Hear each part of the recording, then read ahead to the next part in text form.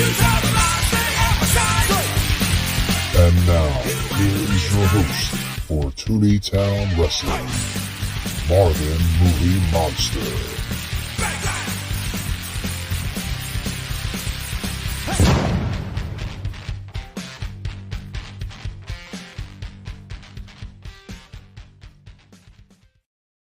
Oh, it is good to be back for another week. It is Tuesday night, and you know what that means. I guess, probably NXT for a lot of you. But for us here, it's Tooney Talk Wrestling here on Tooney Talk Wrestling. Welcome back to another episode, and welcome to our esteemed panel. Smaller panel this week. Figured we have a little bit more of a, I don't want to say intimate conversation, because I'm afraid our guest will get the wrong idea. But ladies and gentlemen, let me introduce our guest here, the one and only Mr. John Draper. How are you doing, my friend? I'm excited. I've talked to a lot of puppets, but they weren't felt. This is my first time with a felt puppet. And I have to say, Marv, I got to say, I really like this Borscht Belt accent you got there. I dig it. Like, thank you very much. Yeah, it's from the very motherland. Catskills, 1940s, 50s. Well, not the 40s, probably the 50s and 60s. But yes, I dig it. I dig it. Definitely dig it. I like it. I think it works. I think it works. Well, I'm glad. I grew it myself. Thank you very much. I'm glad you appreciate what I'm laying down. And of course, folks, coming to us from the fake AEW corporate offices, a good friend, Mr. AEW Disciplinary Committee. How you doing down there, buddy? I'm doing all right. At the beginning of the show, I thought you took a weird pause, so I thought you wanted us to all to be like Tooney Talk Wrestling all of a sudden or something like that. I didn't know what you were going for. No, I was going for the absurdity of that opening, just kind of like, it's Wednesday night. You know what that means. I was going to say, you're never going to get us to say something in unison. It's just not going to happen. Period. No. We are not a cheerocracy here. We are a cheertatorship, and so yes, folks. Also coming to us this week, bringing back, I guess by popular demand, the world's smallest tank top competition, making us all feel horrible about our bodies and about our physicality. The one and only Mr. Kevin Apollo. How are you, my friend? Hello, everybody. So I'm excited. Let's just get going because it's 4 weeks. It's taken me 4 weeks to have something nice to say about AEW. You actually, you said you actually have nice things to say about AEW this week. So I would love to. I'm very curious. I might even forego my usual we don't start with AEW thing just to hear what you have that's nice to say. Or should we leave people in suspense? Wait, keep them in suspense. Because it's going to go off the rails. So Apollo, can I ask Apollo a quick question before we start? I'll allow it. I know this may seem out of left field, but do you work out? Not really. You even lift, bro? I just thought I'd put it out there. A little bit, occasionally. Yeah, once in a while. You dabble. He has a Planet Fitness membership. He just doesn't use it. We just charge his card every month. You go there to make TikToks. I get it. The kids do it. No, you go there to make TikToks and to see people enact their weird sexual kinks. I set up the tripod. I shame guys for staring at me for too long in my booty shorts. You can't tell, but that's actually a sports bra he's wearing. He has nothing below the name there. So, exactly. Yeah. We are trying to make ourselves feel better here, folks, by making fun of Kevin Apollo for daring to be in shape. Yes, God forbid someone takes care of themselves. But where are we with this, Marv? All right, Cody Dovey, welcome, first super chat of the night. Apollo decided to make us all feel bad. He says exactly what I was thinking. We'll leave him in suspense. I want to start off with a topic that I was actually really surprised about. We talked a lot last week about the women's title and where we thought it was going and what was going to happen, and it did not go where I thought it was going to go.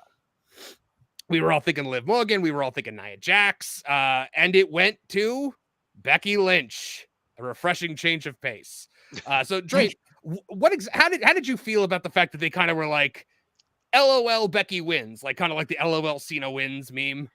Yeah, like we talked about this on Soup during the recap. We thought she was going on a nice little vegan retreat. Right. Her and her greasy man there. But I guess him getting hurt kind of put the brakes on that. So they're going with old, reliable. I am not a Becky person at all. I've just been there, done that. We've said this so much on the Soup, but she's very much unintimidating, uninspiring. The shtick, the 95-pound shtick is not a badass. There's women there that look like they could pick up cars over their heads. Right. To me, it's time to move on. May you find someone in your life, all of you. May you find someone who loves you as much as they love pushing Becky Lynch. Yeah, for real though. They definitely found they struck gold with her early on when Nia Jax broke her nose, and then they were just like, we're just gonna keep going back to this well over and over and over again. And I think people are probably getting a little tired of it. They're probably waiting for something new to come up. And like we were all like, oh yeah, she's definitely not beating Rhea. Like that was never gonna happen. But it might also, Kevin Apollo, be about promotion for her new book. Listen, I'm of two minds about it. I get it. Becky is the, in case of emergency, break glass. Your main stars are down, so you have to go to a main star. Becky, it's easier to put the belt on Becky and have her clash with Liv than it is to throw the belt on Liv and struggle with getting her over. We've got time to play around and generate a story to get Liv to where she needs to be so that we can do the inevitable clash with Rhea. But to throw it on her right away, it just would have been a disaster. So I'm okay with it. It doesn't hurt anybody. It's old familiar coming home to visit. It is what it is. Yeah, that's a good point, I think. And, they probably, they want to go with Liv in the future, but maybe she just is not there yet. And by having her chase and do the revenge tour kind of gimmick, then maybe you've got, something there for a big match, maybe at SummerSlam where she wins it to be ready for Rhea to come back. Disciplinary committee, what do you think about that? I'm in the same boat as Kev. I'm not a huge Becky fan. My kid likes Becky. I've never, I got it first. I actually got it before they really started pushing her. And then I stopped watching, but she's still the second top female merch seller in WWE. So is the first one Rhea or is it Bianca? It's Rhea. Rhea's the first one. Becky's second. They're in the UK. So you're saying everyone in the WWE universe is a just raging racist then? Yeah, absolutely. They're in the UK. They have the I don't know if they're gonna keep it on her until Clash of the Castle, but that's something that she is gonna obviously be a big part of. And it makes sense. I don't love it, but you know what? Liv doesn't have it, so that's good. I guess that is one of the things that was kind of good about this is that at least it didn't go to Liv Morgan, and I think a lot of people were really kind of holding their breath about that one. So we're grateful it went to the 90-pound woman who's not intimidated instead of the 75-pound woman who's not intimidated. I wish, and I know she's not intimidating and she's small, but just for storyline reasons and the amazing segments it would have produced, I wish they would have put it on Chelsea for a little bit. I would have loved that. If she would have won that, and then imagine her and Pierce going back and forth about her being the champion and just how big of and then just 2 weeks later have Nia squash her and destroy her. She could be like the female Jinder, in that role. Exactly. Yeah. Almost like a heel version of Mikey Whipwreck, where never gets a Mikey Whipwreck could wrestle though. Mikey Whipwreck could wrestle. This is true. He could. They could. He could. They could have done something where they have Piper be her Diesel, and then eventually Piper gets tired of fighting her battles for her, and she gets a little run with it, and Becky can go off on SmackDown or whatever because there's a draft next week. So that's true. You said Piper. When I hear Piper in a wrestling conversation, I have one thought, and I was about to be this Ronda Rousey is who you think of. Yeah, obviously. I've got some bad news for you. I'm afraid I've got some bad news. But I could totally have seen them going that way, but that's not the way they went with. They went with the old reliable. They went with the the devil as opposed to the devil you don't know. And it's like Apollo said. It's like Apollo said. In case of emergency, break glass instead of glass. Break glass. Break open glass. Break glass. In case of emergency, break glass. I used to love when her finisher was called the Last Kicker. I thought that was such a cool finisher name. I never liked the man thing. I thought that was. I didn't really like it either. It confuses my friend. Thanks to our friend Crossman Wrestling. First time watching live. Keep up the good work. That is late for him over there, or early. I think it's early, maybe. I don't know. And he's in another country because he's got the weird dollar sign in front of it. Right. I believe that is. He's got a squiggly line. What the fuck is that? The fuck is that supposed to be your currency? What is that? Why is your currency a squiggly line? Up in Canada, where $2 is a coin. Oh, exactly. Was it going to pay for a loony? Oh, Dirk, what's or up? Tooney. That's Dirk. I know Dirk. Yeah, Dirk won, says Drapes. That was all he wanted to add was Drapes. So that's usually it. Dirk's a man of few words. But what else you got for me, Marv? Okay, so Becky Lynch, obviously we have her, but now when it comes to titles, okay, we've gotten some new titles that have dropped recently. We've got new tag team championships, and that has been the point of a lot of hot contention lately. So I've got pictures of them here. I want to throw them up real quick. Let's talk about them one at a time here. First of all, the Raw tag team titles held by Awesome Truth, and it's this. This is our championship. This is what we got. It is very much a take on the the World Heavyweight Championship. We're kind of like, matching our belts up, which God, I hope they don't start mixing them up in the draft. But Draper, what do you think about this title design? Did this speak to you? Do you think it's a good design? And where does it rank in the in the history of like WWE tag team title belts? I like the belt. I don't think the logo, Marv. I know you think Apollo with this, but I don't know that the logo matches the curtains match the drapes there. Like I like the gold and the layout, but then that logo with the black I think doesn't fit it. But it's it's definitely an improvement. I don't know. What do you guys think? Anything is an improvement over the Roman soldier tag team titles. Yeah, those are very douchey. It looks like a commemorative dinner plate that you would have bought from a 1-800 number in the 90s. That kind of does. I actually kind of have to agree with that. It's better. I feel like it's better. Don West might have been selling that to me on QVC. Yeah. You gotta buy this. Be dialing. People. Left. Get this in a Barry Bonds rookie card. You can get this, and we'll throw in Flopsy, the retired Beanie Baby. Oh my God. Oh boy, Apollo, your thoughts on this title? I like him. I like Dave said. I'm not really too crazy about the logo. It doesn't quite mesh with it, but the overall design, I think it's cool that we are again aligning the titles. This is the world, right? The Raw is the world title, not the Raw title anymore. Right. Yeah. Right. That's an improvement for sure. Don't you think, Apollo? Yeah. Yeah. Also, I'm glad we went back to that theming. I hated when we decided to have the Raw versus SmackDown ones. Again, it just it's interesting. Vince is gone, so now we can acknowledge that there was wrestling outside of the WWE. And acknowledging, giving credence to the fact that there was a world heavyweight title in WCW and NWA is pretty cool. You get to reattach the lineage to those titles and in turn make them special again. So again, it's a vast improvement from what we've had over the last couple of years.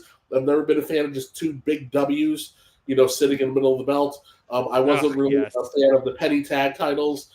So it's we're moving in the right direction. We are.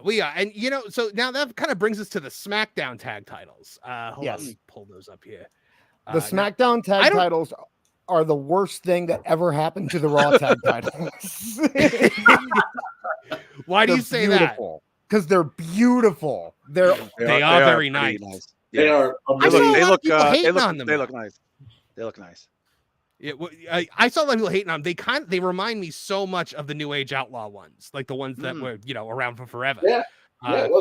See, for me, I think I pictured Demolition holding them. That's how I see it. Well, they had the big WWF logo, I think, in the middle of those.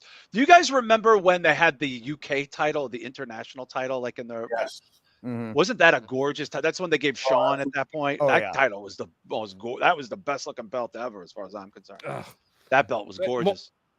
What do you guys think about the what's your favorite belt like in history? Like, not counting maybe I guess world titles, because that's kind of an easy one to go. Like, I like the the Winged Eagle. For me it's I know I said no world titles, but I don't consider it a world title. The old NXT championship, the one that looked like an X. The original, so cool. The original. Yeah, I thought it was so cool. The X Division belt used to be X Division belt. The X Division belt used to be pretty good. Yeah, that's a great looking belt. That was a good looking fucking belt. I like that. And to me, you're going to laugh, but like, I started watching wrestling like 82, 83. Kevin Castle talks about this. The first time we went to the Garden was like, Bob Backlund versus King Kong Moscow or some shit. But they used to have the belts. You guys remember when the belts used to be on what looked like a ribbon? Like, like like the little tight. It was like a big round thing, and it looked like a little ribbon. Yeah, like the Rock, like the one that Rocky and Apollo like Creed Rock. had. Yeah, I love that shit. Like, because all the emphasis is just on that fucking trophy, right? Like that's the whole emphasis on it. I like that. But if I had to pick a favorite belt, honest to God, hands down, I might go with that UK. What do they call it? The European champion. European title. Yeah. It's fucking gorgeous, man. When they brought in a new title and Sean had to win it immediately to get Immediately, the like that night, like they gave it to that night. Did he lose it to like Triple- Shamrock? Didn't he lose it to Shamrock? I think. Owen? Did he lose it to Shamrock or was it Owen? Bulldog, right? Bulldog. Yeah, gorgeous belt. The guy who probably should have had it originally. Yes, the guy who should have. Yeah, right. Yeah. Kev, what about you? What's your favorite belt? You know, I don't know, because I love the simplicity of the old titles. I'm actually in the middle of trying to find it right now, and I can't remember which belt it was, but it may have been one of the UWF titles. It was like a bigger, it was a bigger style belt. You didn't really see it back then. It was like it was very busy for the time, because a lot of times those titles were just like, here's the plate, here's some letters. They made him look glued on. The I have it in my picture, so we may have to come back to it when I get to Kev. Which version of UWF you talking about? Like because there's two UWFs. There's the Herb Abrams, right? Yeah, are you talking about Herb Abrams there? Or are you talking about the Bill Watts? I think I'm talking about the Bill Watts one. Yeah, I remember that belt. They had gorgeous belts there too. Actually, I love yes. Generally, whenever I talk about UWF, I'm always talking about. Okay, yeah, me too. I've always just assumed everybody thought it was the Bill Watts era, but it's clearly not the case. Yeah. The oh my God, I've been diving into watching like a lot of like Mid-South on the on Peacock lately. It's kind of like while I'm working on new assets for the show, like building new puppets and stuff like that, that's usually what I turn on in the background. And my God, do I love that show. And it's like I haven't seen it, so it's new to me. Like it's one of those kind of deals. And just like watching, like I watched Duggan's babyface turn recently. Okay. With that villainous Skandar Akbar. Yeah. Was that with Lance Russell? Is that Lance Russell doing the commentary? No, it was Boyd Pierce at the time. Right. Okay. Yeah. Lance Russell was over in Memphis. Okay.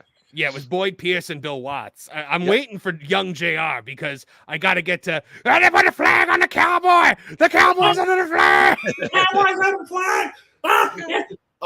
One of my favorite JR UWF moments. I don't remember who's getting beaten up. It was at the tail end of the show, and the heels run out, and they're just kicking the crap out of the babyface. And JR is losing his mind. He's like, why is he out here by all alone? How is one man supposed to fight 5 other men? And Bill Watts just goes, well, of course he's by himself. Everybody else had to leave the building to get to the other town.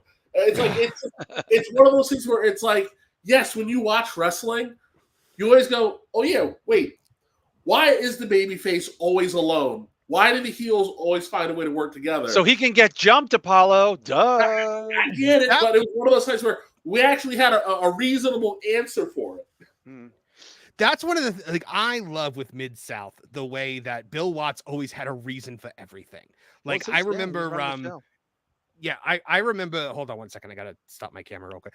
I remember it was King Kong Bundy was in the ring, and you had what's his face the Hacksaw Butch Reed come out, and he wanted to fight Bundy, like one of those random I'm calling you out and we're gonna fight right now. And Bill Watts is making it a point to be they're not being paid for this match, this is not sanctioned. I love that he had to go that far. That's so great. That the old UWF, me and my brother Kevin used to drool over that shit. We would get it on UHF television in New York. Awesome. In Brooklyn. And that's the first time I saw Sting, the first time I saw the Steiners, the first time I saw Steve Williams, the first time I heard Jim Ross. And I was just like, this is so much better than the fucking shit we got here. They had an answer kind of for everything there. They had muscular guys, they had guys who could fly, they had good looking, young, talented guys. And, of course everybody was roided out and it was just a fucking freak show. But even to look at One Man Gang fighting Terry Gordy, it's just you watch that, you just put a random episode on and it's just like star after star. Yeah. You know, Yeah. Kevin Sullivan, I think, was there at one point. That to me, that's my favorite of all time. Yeah. Like, I grew up in St. Louis, and I was born in 1983. So oh wow, I just barely missed wrestling at the Chase in that whole era. the Chase, yeah. Which you know, St. Louis is a very slept on territory because they won't sell the footage to Vince, or they wouldn't sell the footage to Vince, and now they won't sell it to WWE. So WWE just kind of pretends that doesn't exist, but it wasn't even really a territory. It was more of a showcase of all the best talent in the country that would. Yeah. I mean, they made a documentary. Steve Lawrence, somebody narrated. Steve Allen, I think, narrated. That's right. Chase. Yeah, it's supposed to be found. I remember Meltzer reading about it in the Observer. Yeah, it was, but you know, so I always grew up with stories for that. But the territory wrestling I had was world class. Really? You had world class all the way up there? Yep. Yeah, I mean, that makes sense. I think it's you know, because it goes through Arkansas and the Missouri, you know. Okay. And so we had world class, and I got in. It was the bad time of world class, though. It was like, you know, the Freebirds weren't there anymore, and people from Memphis were bleeding in, and you know, it was a weird time for that. But so I mainly just grew up on the WWE stuff. But since then, I've gone back and I've watched all the Mid-South. I've watched man, world class was good though. I'm not gonna lie, world class was solid entertainment back then. You know, it's funny. You guys watch this stuff now. I don't know how old everybody is, but like if you watch some of this stuff now, you have to realize that while that was going on and it was very believable product, and people like were there on Saturday and Sunday mornings, like right after church, you see old ladies knitting there. Vince, they were putting on fucking gobbledygooker shit and winning colossally. Like it would be like, you know, it would be like if Abbey Road and like Rick Astley's albums came out on the same day and everyone was just singing "They're Never Gonna Give You Up." You know, it's just like you have to realize how terrible WWE was when they won. Like every show I watched, NWA, World Class, UW, all of them were better than WWE. All of them were better in every way. TV, stars, match quality, fucking outrageous shit. You know, and you grew up in the territory, right? You grew up in WWE. I grew up in WWF. Yeah. So you know, so I think one of the first cards we were at, Kurt Hennig fought Eddie Gilbert on the undercard. Wow. And they came out with their fathers. And interesting. Tetsuji Fujinami fought for the junior WWF championship. The tag team was Tony Gurria and Rick Martel versus people like Ron Bass and, you know, plug and play wrestler. Fuji and Saito, this is the Wild Samoans, saw the Moondogs more times than I can count. So like, you know, and then Tony Atlas and Rocky Johnson. I remember I cried. I cried when they won. Like, so I was seeing that. And then like you get to like VHS years and you're like, oh my God, Randy Savage used to fight fucking Jerry Lawler in fucking Mid-South and like throw fire at each other. Right. And I'm literally watching like na na na na na. Imagine watching the Bushwhackers and then going back and seeing the Sheep Herders. The Sheep Herders, yeah, the Sheep Herders versus the Fantastics barbed wire match. Oh my gosh! Watch it today. You're gonna be like, this is like ECW level, like the most extreme. But Vince won. But that was the thing. It was like it didn't matter that their shit was shit. They had all the networks. They had a lot of money. You know, a lot of these guys weren't paying people. They were paying them in cocaina or whatever, or whores. They were paid in fucking Coors Light and whores, Apollo. That can't sustain itself. I remember reading in Flair's book, he talks about going with Piper to Puerto Rico, and he got like 50 grand, and Piper got a canteen of Coke. But that's true. You know, it's crazy. Like you could, like when we're all gone and people are doing this shit, like on a spaceship, they're going to be like, wait, let me get this straight. NWA and AWA folded to WWF? This is fucking crazy. This is like the Savannah Bananas winning the World Series. Like, you know, like this is not going to fucking happen. It's so funny because like you think about the mentality of the fans. When I was a little kid, again, it's crazy. Like we didn't have cable. My grandparents had cable. So whenever I would when I would sleep at my mother's parents' house, I had an uncle who was just a little older than us, And he knew that we liked WWF, but I knew that WCW Power Hour was a thing. Mhm. So I would always try to stay up. And one day he comes in, he catches me watching it. He's like, "Why are you watching this fake stuff? Yeah. The real stuff is on Saturday morning." And I'm like, "What are you talking about?" And yes, I was a Hulkamaniac. Of course. I wouldn't be able to tell by watching this show, but I don't think that Hulk Hogan is an Apollo maniac. actually, It's not going to work for me, brother. His desire to get karma. Trust me, I'm getting Yeah. hugs, brother. Oh, that's true. You're gonna get like the big apology in the hug. We're getting the hug. We're getting the sideways arm photos. Oh, Yeah, please just embrace me and allow me to be places again. Let me show people we're friends, brother. So Let me show people I know at least one good one, brother. so I was introduced. This Zeus and me are taking a picture together, brother. So I was introduced to wrestling by WWF. That was what was available in my area at the time, besides World Class. And I was a big fan. My first show though was Starrcade 1990. Wow. My dad Oh. was a he was an off-duty police officer and worked security there, and he got me in. And so I didn't know anybody there. And not only that, but does anybody remember what happened at Starrcade 1990? You fingered a girl in the audience? I was 7. So yes. Yeah, and Apollo, help me out. Go on. The Black Scorpion. Late bloomer? You The figured Black the Black Scorpion. Scorpion in the audience? Fingered No, the Black Scorpion. It was Black Scorpion What? versus It was Sting. black, and you just thought you can get away with it? Yeah, wow, that is atrocious. I'm shocked and Unbelievable, appalled man. right now. So I Gross. remember seeing the Black Scorpion stuff and Gross. just being completely put off by it. But then I started watching this stuff at home, and right after that, within a year or so, Bill Watts started coming in. We started getting like the Sting Horsemen, right before Flair left, where they had like the Sting. It was I got sucked into it because I realized, like, in my mind, this is real, and WWF. Yeah, is you fake. thought it was real. Yeah, Yeah, absolutely. it seemed so real, and I so, thought it was Right. real till like last Wednesday. I didn't even fucking know. I was like, I'm 52, somebody and I was like, shattered your whoa, world. hold on. We got some super chats. Shaggy Filth says, "My wife thinks Becky will build up Liv, turn a heel, and have the big feud with Rhea." I could see that happening. I can see that. We Yeah, had another one. Thank you, Shaggy Phil, 73. Did you, by the way, a real quick funny thing about Liv? Did you see that, like, they had that whole spot where they were like teasing whether or not Becky was going to get eliminated or Liv was going to get eliminated? Liv didn't even pull Becky over the top rope. She pulled her through the middle. So the whole thing was pointless. If Becky would have fallen down, she wouldn't have been eliminated anyway.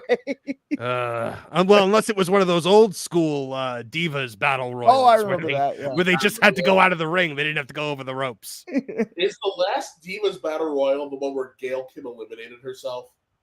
Yes. Oh, I don't She remember. was, so, Is it she was just really? so tired of it. Maybe. That's Uh, pretty funny, though. John JID 999, thank you so much. Says, I'm Thank you, 20, John. Mid-South 1982 was my first exposure to a territory. In terms of watching months of TV on Peacock, nothing is better than Mid-South. I Yeah, agree. It's pretty great. Yeah, I'm at this part, right? I've been at this part where they were gonna have the midget wrestlers come out on a show, and Bill Watts is like all about like hyping this up, like, and for you little kids out there, get ready to laugh at some people who are less fortunate than you. Dude, they should make a movie about Bill Watts and his crazy ass. Oh, My God, man. that dude was fucking monstrous. But his territory was legit as fuck. I mean, like you can't not say that. It was, he made a lot of. I mean, he's the reason why so many people are or were. Star after Star Maker, right? Yeah. Yeah. Dude, like he saw something in Sting when World Class couldn't make the Blade Runners work because they wanted their own Road Warriors. yeah. I mean, the Steiners, no one was touching the Steiner. They were white meat, babyface kind of people. But my God, I mean, like even didn't he create Hacksaw? Yeah. Hacksaw Jim Duggan was like, Holy shit, dude. JYD. JYD. Well, JYD, yeah, he might have had a big hand in that. he comes out with the 2x4. He comes up with the 2x4 on Mid-South TV when he turns babyface and he hits Ted DiBiase with it and breaks his hand. And after that, the 2x4 was a thing. That's right. DiBiase was a white meat babyface there. Yeah. Well, the Ted DiBiase was like the big heel. He was the big cheese of the Rat Pack. Oh, that's right. Well, I remember him as a white meat babyface for sure. Was he a white meat babyface in AWA? I think he might have been that in AWA. I don't because AWA was pretty big at that point in time too.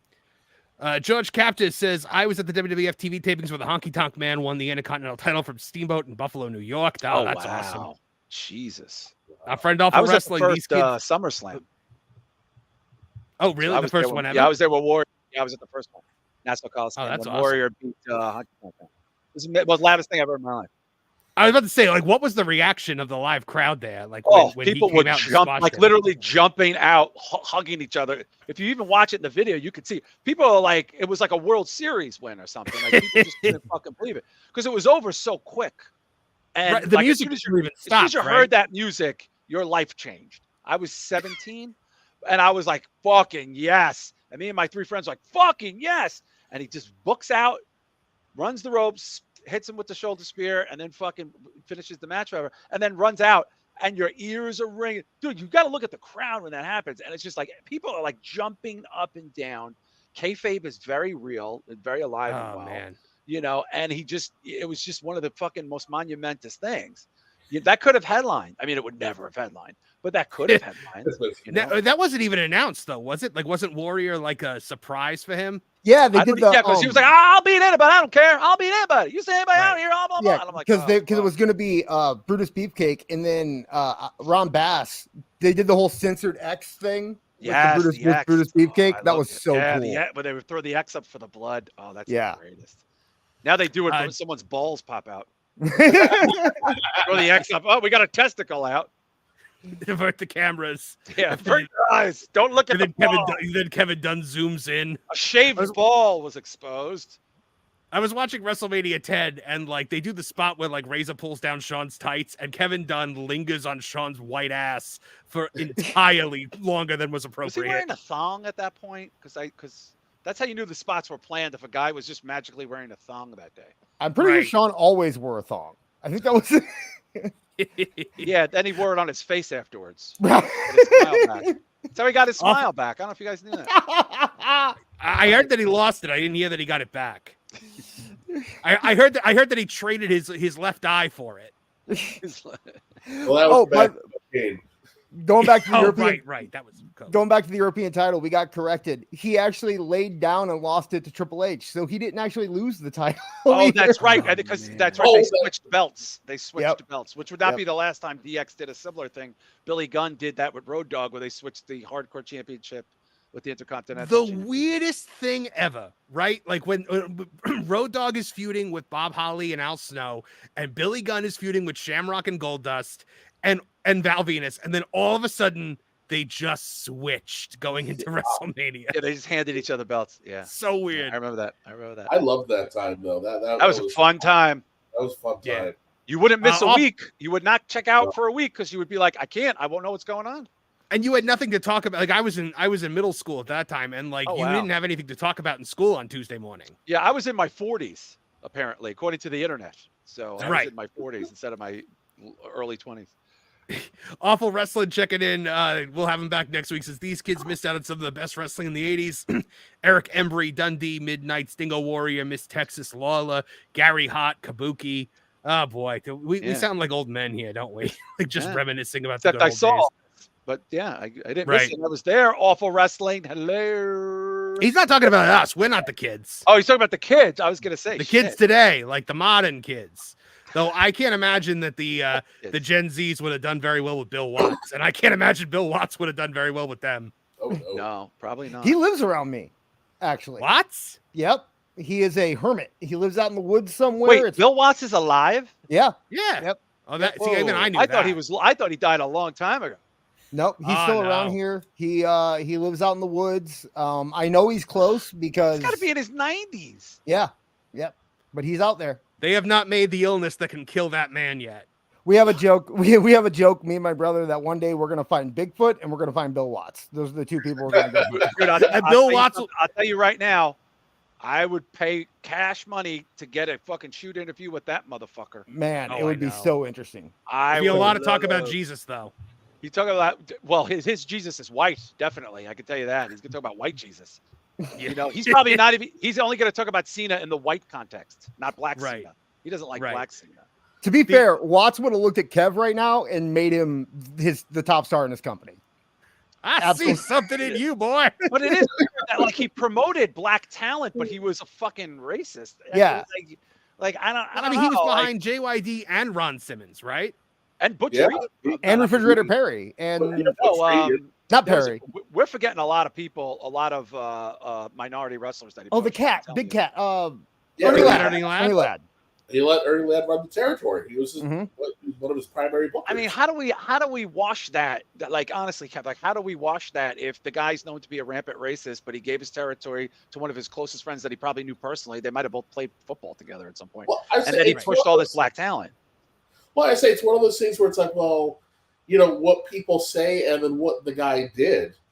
It's, you know, like, listen, we all know, especially in the social media era where context is not existent, you can say anything, and you'll get a couple of weirdos that will make it fact. Right. And you have nothing but evidence to the contrary. Hey, you know what? Given the time, you know, where he was a young man, did he probably drop a hard R or two? Oh, Sure. You know, but guess what? and that was at church, Apollo. That was at church. And that was exactly that was when he was taking communion. He thought those guys on the statues there were looking a little too non-Christian-y to him. He was a little concerned about the St. Peter statue. He thought it looked a little Italian-y. He was a little concerned. Apollo can attest to this. When I got really big into like my Mid-South watching, I was like, Kev, I found Bill Watts has an autobiography and I bought it and I'm gonna read it now. And I didn't look at the title of it. Like I just saw Bill Watts autobiography and I hit like buy on Kindle and I started reading it and it's just like, and now I'm gonna talk about my good friend Jesus Christ. And I was like, Really? wait, what?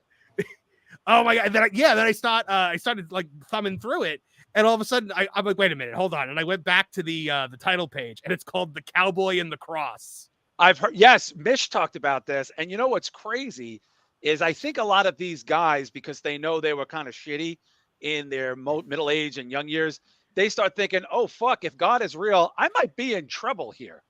Let me try to redeem myself as an old person. I think it's deeper than that. I think it's these old Connie grifters are like, I bet I can make money off this.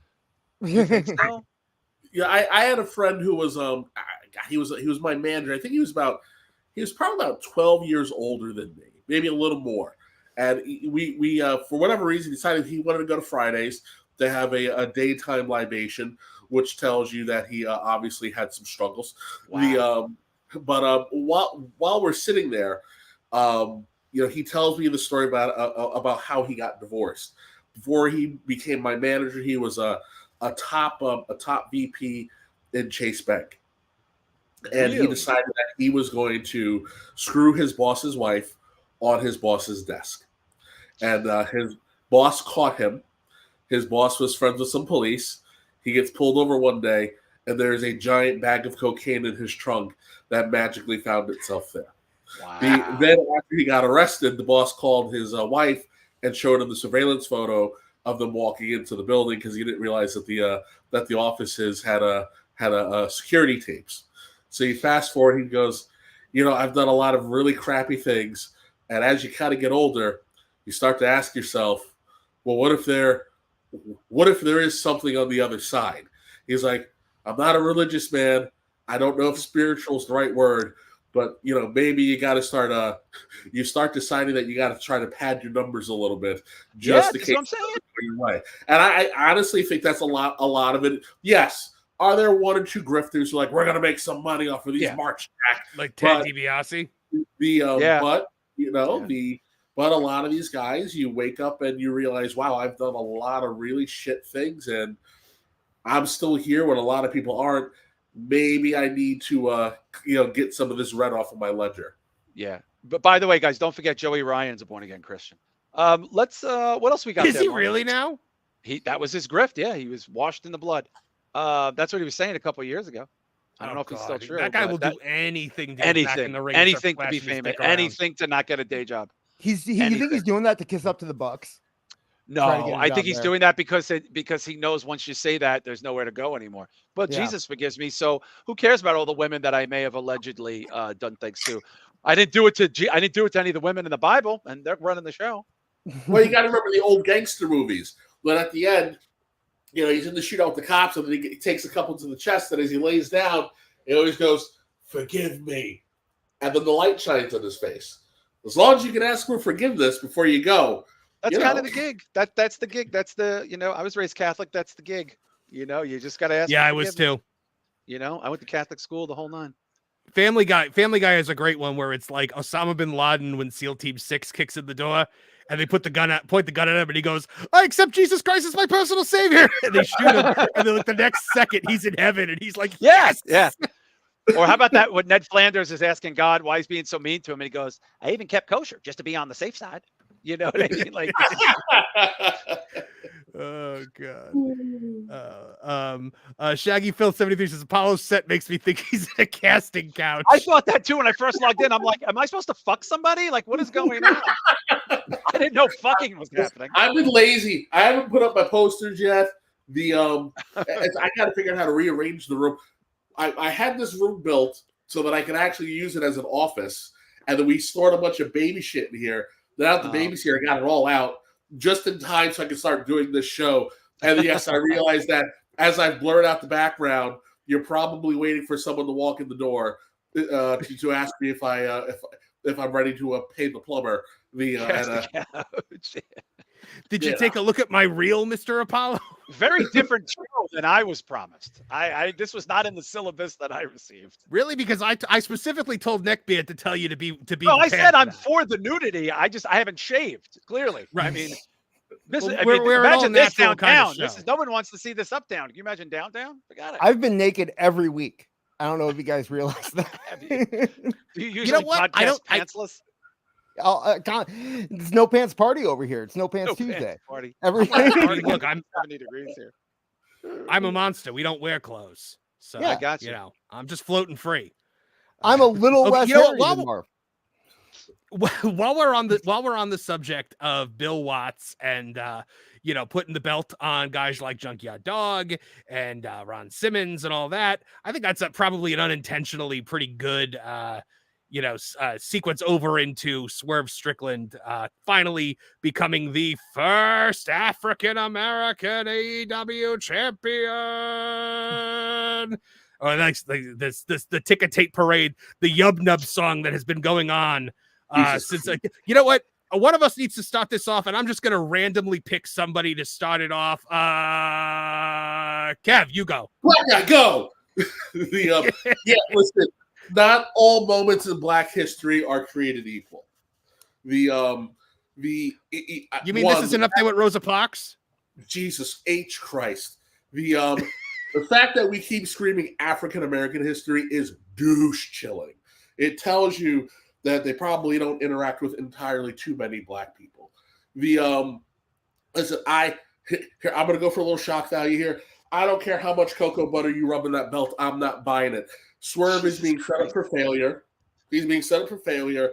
This is a fait accompli. Swerve is going to be the Black champion that we can parade around until we give it to Will Ospreay.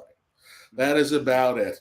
This is kind of bullshit. It was a lazy end around because all of Tony's favorite toys are injured or uninteresting.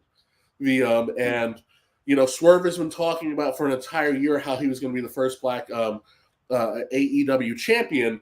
So there you have a story in it to itself that's kind of been ignored. Frankly, I didn't realize that this pay-per-view was even this week, and I thought it was 2 weeks ago. And I'm sitting there going, what would have been smarter here to kind of drive the Swerve Joe story a little bit more is, Swerve really should have screwed Joe. Mm-hmm. And had Dustin win the title so that the Rhodes family could have enjoyed some goodwill, being given up by the wrestling gods. Yeah. And this match should have been Swerve versus Dustin. So that now you get a little more mileage out of it because Swerve's going to need another opponent. And right now, who is really there for Swerve to wrestle?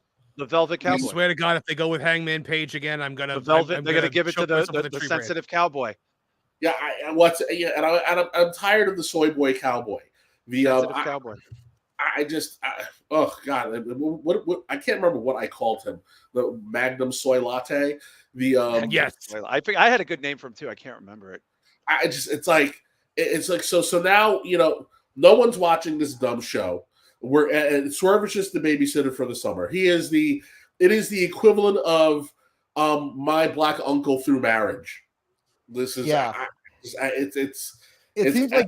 it seems like they're putting it on them until either Adam Cole gets better or MJF gets better. It's like a race to see which one of them. When is Wembley, guys? Because I don't know like the dates. August. Yeah, I think it's August. Yeah, I think so. He'll have a belt for 4 months. Yeah, pretty much. It's the definition of transit. That's why I said Joe needed to keep it, because Joe was a good champion, and he was the monster that Will Ospreay could slay. Now, when you put Ospreay over, you're gonna have all the cancel pigs pop out, because we like to pretend that Joe is not a person of color for some reason, and they're all gonna be like, true. "Oh, only 4 months." Like you've written yourself into a corner with Swerve. We're seeing the better version of this storyline play out on NXT anyway, because you've got Trick versus Ilya. Ilya is the wrestler's wrestler. Trick is Mr. Charisma. I'm fairly certain, right? Because is tonight spring breaking? Is tonight the match? I'm fairly certain that we're gonna see Trick get that title. And the Trick is going to be what one more and probably a long line of black NXT champions to come. And when this happens, you don't see the WWE give itself into the ticker tape parade. My God, was AEW patting itself in the back so loud? Man! Did you see? They tried. There were people online who were like, not only do we get the first AEW Black World Champion, we also got the first Black TBS Champion, which wasn't right. That wasn't correct at all. No, Jade Cargill was. We also got the first Black referee to ref a world title match, which isn't correct. And we also got the first Black person to manage a world champion, which isn't correct. Black manager. None of this is correct. They're trying to do everything. And I think Moose, which by the way, happy birthday, Moose, TNA champion Moose. He put it best on Twitter when he said that it's 2024. We don't have to acknowledge it. Let's just normalize it. Yeah, listen, some psycho was right, and I put it on my Twitter last night. Whenever these woke tards get on their on their soapbox and start screaming black, black, black, black, black, I'm like, guys, one, the woke mind virus is the antithesis of the dream. You're sitting here. We should be celebrating our athletes based off of their athletic prowess, their proficiency in their given vocation, and just their citizenship. We don't celebrate them because of their melanin count. That is the wrong thing to be celebrating. A racist is the person who is hyper focused on your skin color. The fact that we're doing this, it minimizes the performer's journey. We should be celebrating the person. Yeah. I don't understand this. And for AEW, who was supposed to be the company, we are the champions of diversity and inclusion, and we're going to blah, blah, blah, blah. Like, guys, this shouldn't be a big deal. This shouldn't be a big deal. Mm-hmm. This was your charter from day one. Granted, we all know the first 100 episodes of Dynamite looked like a blizzard, unless we were going to sprinkle some Scorpio Sky. You're the diversity company. So why are we doing this now 72-hour ticker tape parade with the douchiest Grand Marshal ever? Well, I like Swerve as a performer, and I definitely think WWE missed an opportunity for him. But I don't think that's even arguable, right? But all this other stuff is just what the people that already like the show anyway are saying. It's not like I didn't see ESPN talking like this. Yeah. I didn't see Vibe magazine talking about this. I didn't see anybody else talk about it other than the people that already were pushing this in the first place. So I think it only had an impact on the people that are in the cult already. Like, right. like nobody, you know what I mean? Like there's like, yeah. I didn't realize this was like a huge thing for AEW when it shouldn't be a huge thing. It should be a normal thing that takes place because talented people of all backgrounds should be doing well right now. Yeah. And sometimes, and by the way, sometimes the talented people of the marginalized background get fucked over. So yeah, we should be recognizing that. I don't think, I mean, is the implication that Swerve was fucked over in WWE because he was black and they just don't want I to? really hope not. It's crazy. The reason that no one else is talking about it is because since AEW started existing, WWE has had what, 3 black world champions? Yeah, They had Kofi, they had Big E, they had, I mean, so it's normal. Four. We got Cody. Cody, okay, yeah, Cody. See, Cena, I always count Cena. I'm sorry, I have to. He rapped, but and you can't pull, and you can't pull the whole like, oh well, they were around 60 years, or it doesn't matter because we're in 2024 and it's normalized and it's. But these are people, these are people that started Raw Wrestling in 2019. Like, I'm sorry, I don't like this is like a Fightful mandate. I don't take wrestling advice from people that started watching it, during the first Trump presidency. I'm sorry, like I don't. This is not like I watched it like when it was on Madison Square Garden on Monday nights with a bunch of people smoking in the arenas that came out of OTB. Yeah. Like, and I was waiting for SD Jones to come out of the fucking restaurant across the street from the Garden. To me, the last time it felt, I know more than you. Sorry. To me, the last time it felt historic was Ron Killings in TNA. That to me felt historic is the NWA title. Kofi felt pretty fucking historic, man. I felt that Kofi thing was no joke, man. Because it was a grassroots movement. Kofi was something special. Oh yeah, Kofi. That was a great match too. You saw the fans respond. They rallied behind him because of who he was. Yeah, not the skin color. So when it happened, and you realize, oh wow, you got this moment, even though we kind of accidentally forgot about The Rock, for a little bit there. Forgot about The Rock and Booker for a little bit, but you had this moment, and it was special, and it was special versus this manufactured nonsense that we're kind of getting. You remember what's his face at MVP watching it at a bar in New York crying? Yeah. He passed away. It was but special. Guys, I think you're wrong here because a bunch of liberal white women told me that this was historic and that shame on everybody else who doesn't see it that way. I mean, it's historic for the company that's only been around for 5 years, but it's not. I mean, that's historic. No, I love how we act like Joe is like Joe is not a person of color.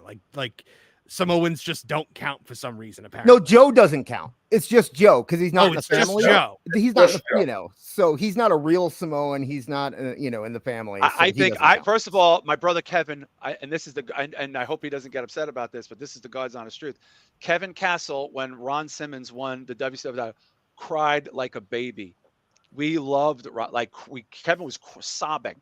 Okay, he's like 4 years older than me. Was it 87? When was that? Ron Simmons. 92. 92. Okay. Oh, that late. Yeah, Kevin.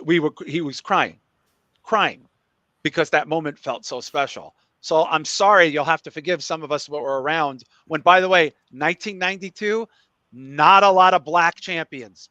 Yeah, right. Not a lot of not a lot of diversity of color there in the color barrier. Okay, that was a big fucking deal.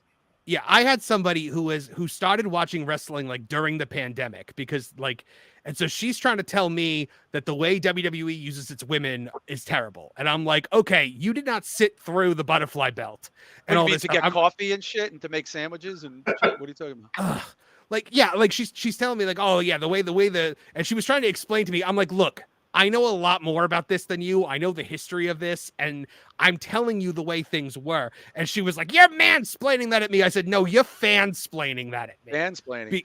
I mean, look, it's a nice, listen, it's trying to amplify a moment that, by the way, I think Swerve's great. I'm not a fan. I think Swerve's awesome. I might have kept the belt on Joe a little longer. That's just me. I think Joe's great. They had a good thing going with him. They had a good thing going. I would have made more money with this. That's what I would have tried to make more money with this. I would much rather see money with it. They didn't make any money. I'd much rather see Swerve and fucking Joe kill each other for 4 months and have a blow off in Wembley than Velvet Cowboy come out and be like, something, Swerve, you're really not you're really not that good. I'm a cowboy. It's like, now I got to put up with that shit. Like I'm there. Yeah. And then you have Will Ospreay pretending he's in a fucking Guy Ritchie movie in his fucking matching tracksuit. I'll pick Swerve and Joe over like 90% of people in that company any day of the week. I think they should have had a fucking blood feud and killed each other for months and months and months, and should have had a no holds barred cage killer match and let Swerve win it in 70,000 fucking people after 4 or 5 months of just the two of them. You know what I mean? Guys just killing each other like every pay-per-view. They're killing each other. And people are interfering, and Cowboys interfering, and Nana's interfering, and like all these people are interfering. Then finally fuck this. We fought like 5 times. We're gonna have a blow off, no DQ, in a cage, and just people go, wow, we've been watching them kill each other for months. We don't know who's gonna win this one. Joe still got the belt, but man, Swerve's been hacking away at that belt. Like, it felt like there was no real chase. Sorry, I didn't catch a chase. There was none. This was super fast. That's why it's like, this was super fast and feels like we did it to say we did it. That's why I was like, this probably would have made a little more sense if you just sprinkled in that Dustin moment. Dustin gets 2 weeks. He has the banger match with Swerve. Good idea. Swerve wins it. And, like, fine, Swerve didn't beat Joe for it, but we know this match is coming. But it's a big moment because Swerve took it from this guy who fought his entire career to be a world champion and is one of the best of all time. So Swerve gets that extra rub of taking it off of Rhodes, taking off of one of the greatest of all time, and ending the reign of a guy who fought his entire career to get a reign. It elevates. Everybody gets elevated. And instead we did this little cheap ass shit where listen, frankly, Tony can't hold his nut. He always had, I have an idea. And then we do it the next week. Let me ask you guys a question in all seriousness, because Neckbeards bring this up. Okay, he's going to probably feud with the sensitive cowboy for a few months. Okay, that'll probably be a thing. Maybe he'll feud with Luke Perry's son. That's going to be another fucking thing. And then it's going to be Ospreay be like, it's time for me to win it, bro. Let's go. And they're pushing Ospreay on me like he's like, UK John Cena, like 2012 or something. Yeah. Who are the crowd supposed to root for? They don't care. Well, they don't care. This is a Dave Meltzer. This is a Dave Meltzer company, and that Dave Meltzer says this is the guy, so this is the guy. And here's the thing. Hold on. You've got Swerve right now. He's hot right now. People are excited right now. This is the time to really kind of dig into him and give him that reign. Will Ospreay is hopefully still going to be over in a year. Kevin, I'm sorry. Go ahead. First of all, Meltzer's already said the best thing to do is put that belt on Ospreay at Wembley. So, of course, which is what's going to happen. He threw it to the ether. It's done. It's a fait accompli. Yeah, probably already decided. So again, let's take a look at Swerve and take a look at AEW's history. So we know Swerve has been super over since a couple weeks before the pandemic. Does everybody remember what happened on Instagram before the pandemic when the WWE was doing I think it was a European tour? Swerve got pulled off of NXT and he was killing everybody in 205 Live. I mean, murdering people. So it was obvious what Hunter wanted to have happen here. Swerve is coming down the ring, and I'll see if I can find it. And they're somewhere in Europe. It is a predominantly white crowd. And you hear this woman because she's recording from her phone, and she goes, "He is so hot." That was Vince, by the way. You sounded like Vince. You're so hot. He hope he shits in my head. Vince talking about Booker T. Look at those chocolate muscles. Like, Vince, why do you talk about people like a 70s gay guy? Are you wearing an ascot? Oh my God. He choked me. I like Swerve. I just think this is I know new people are gonna watch. It's a great moment in a company for people that think everything's a great moment. That's I didn't see the card. I didn't talk about the card at all, so I didn't see it because I was washing my hair that night. I didn't watch the pay-per-view. I didn't see anything on the show, so I didn't talk about the show. But everyone knew this was happening, so it's not a big surprise. Apparently, they had some big dinner afterwards, and like everyone gave speeches. I don't know. It just Oh, it feels God. very manufactured. But this is a company where where even the people that are supposed to be writing about it independently and unbiased are completely manufactured. So it's just like, it's just more fake praise that doesn't actually exist. So wrap up John- my point. Sorry. So Swerve, this company, Swerve has obvious mass market appeal. He transcends the observer subreddit weirdos. But what does this company do with everybody who has transcendent charisma? Jade Cargill, CM Punk, Cody. They do everything in their power to get rid of them and do absolutely nothing with them. Again, look at Joe. Joe has been rotting away in ROH since Tony decided to resurrect it. And the only reason Joe was on TV is because other people got hurt. Were hurt. He had no other choice. People got hurt, so they moved him over. No choice. So if you have mass market appeal, it actually hurts you, because instead of earning a wider audience, the star rating is more important. So this is also why I don't think we're going to get anything special out of Swerve's reign, because this is a reign that should have a veritable cornucopia of villains just lined up to fight this guy week after week after week after week to build him up. But he's just a placeholder for Guy Ritchie. Did you guys ever see the Gentleman movie with Guy Ritchie? No. It's a cool movie. There's a bunch of, I don't want to give the farm away, but it's a lot going on in the plot. But there's a bunch of young thugs that wear matching tracksuits that all do MMA, and they call themselves toddlers, and they have a rap group. And that's literally every time I see Ospreay play up this fake accent, because he's doing an exaggeration of it, I think it's the same. You got to see, they're all dressed in the same outfits. They have a rap group called Toddlers, and they beat the shit out of people. Like, they basically rob people and videotape it on YouTube and then put a rap video over it. And that's Will Ospreay. And it's interesting in a movie, but Will Ospreay is not going to be an American star. It's just not going to happen. That's not the way this. I think that people that take their existing accents and turn it up for the TV are terrible people. I don't know who does anything like that. Thank you, Mr. Shecky Green. The velvet Shecky Green.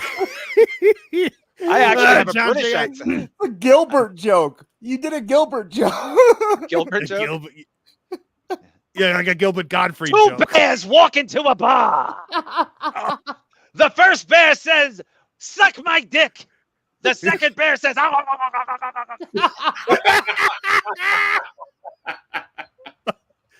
Oh my God.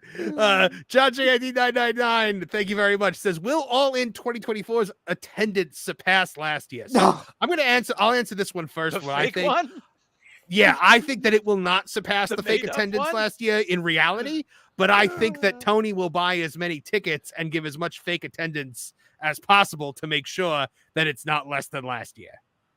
Absolutely. 100%. John, what do you think? They'll say it, but it's not real. I mean, look, none of this is real. It's all fake. All of this is, it's fake. It's made up. All of this is made up.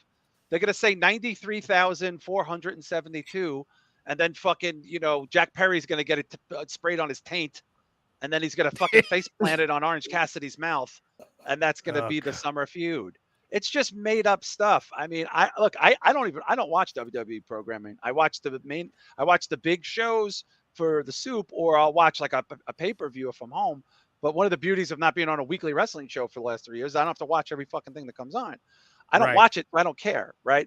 That being said, it's easy to kind of watch AEW because it's Wednesday. There's not a lot of other wrestling. I'm kind of programmed to watch it a little bit. I actually put that show on because there's a lot of people there I like. And it's kind of like a train wreck. It's like putting on the Morton Downey show on fucking UPN in the fucking 80s or something. You just want to see it's like, seriously, it's just like putting on a fucking train wreck. There's 3,000 people there.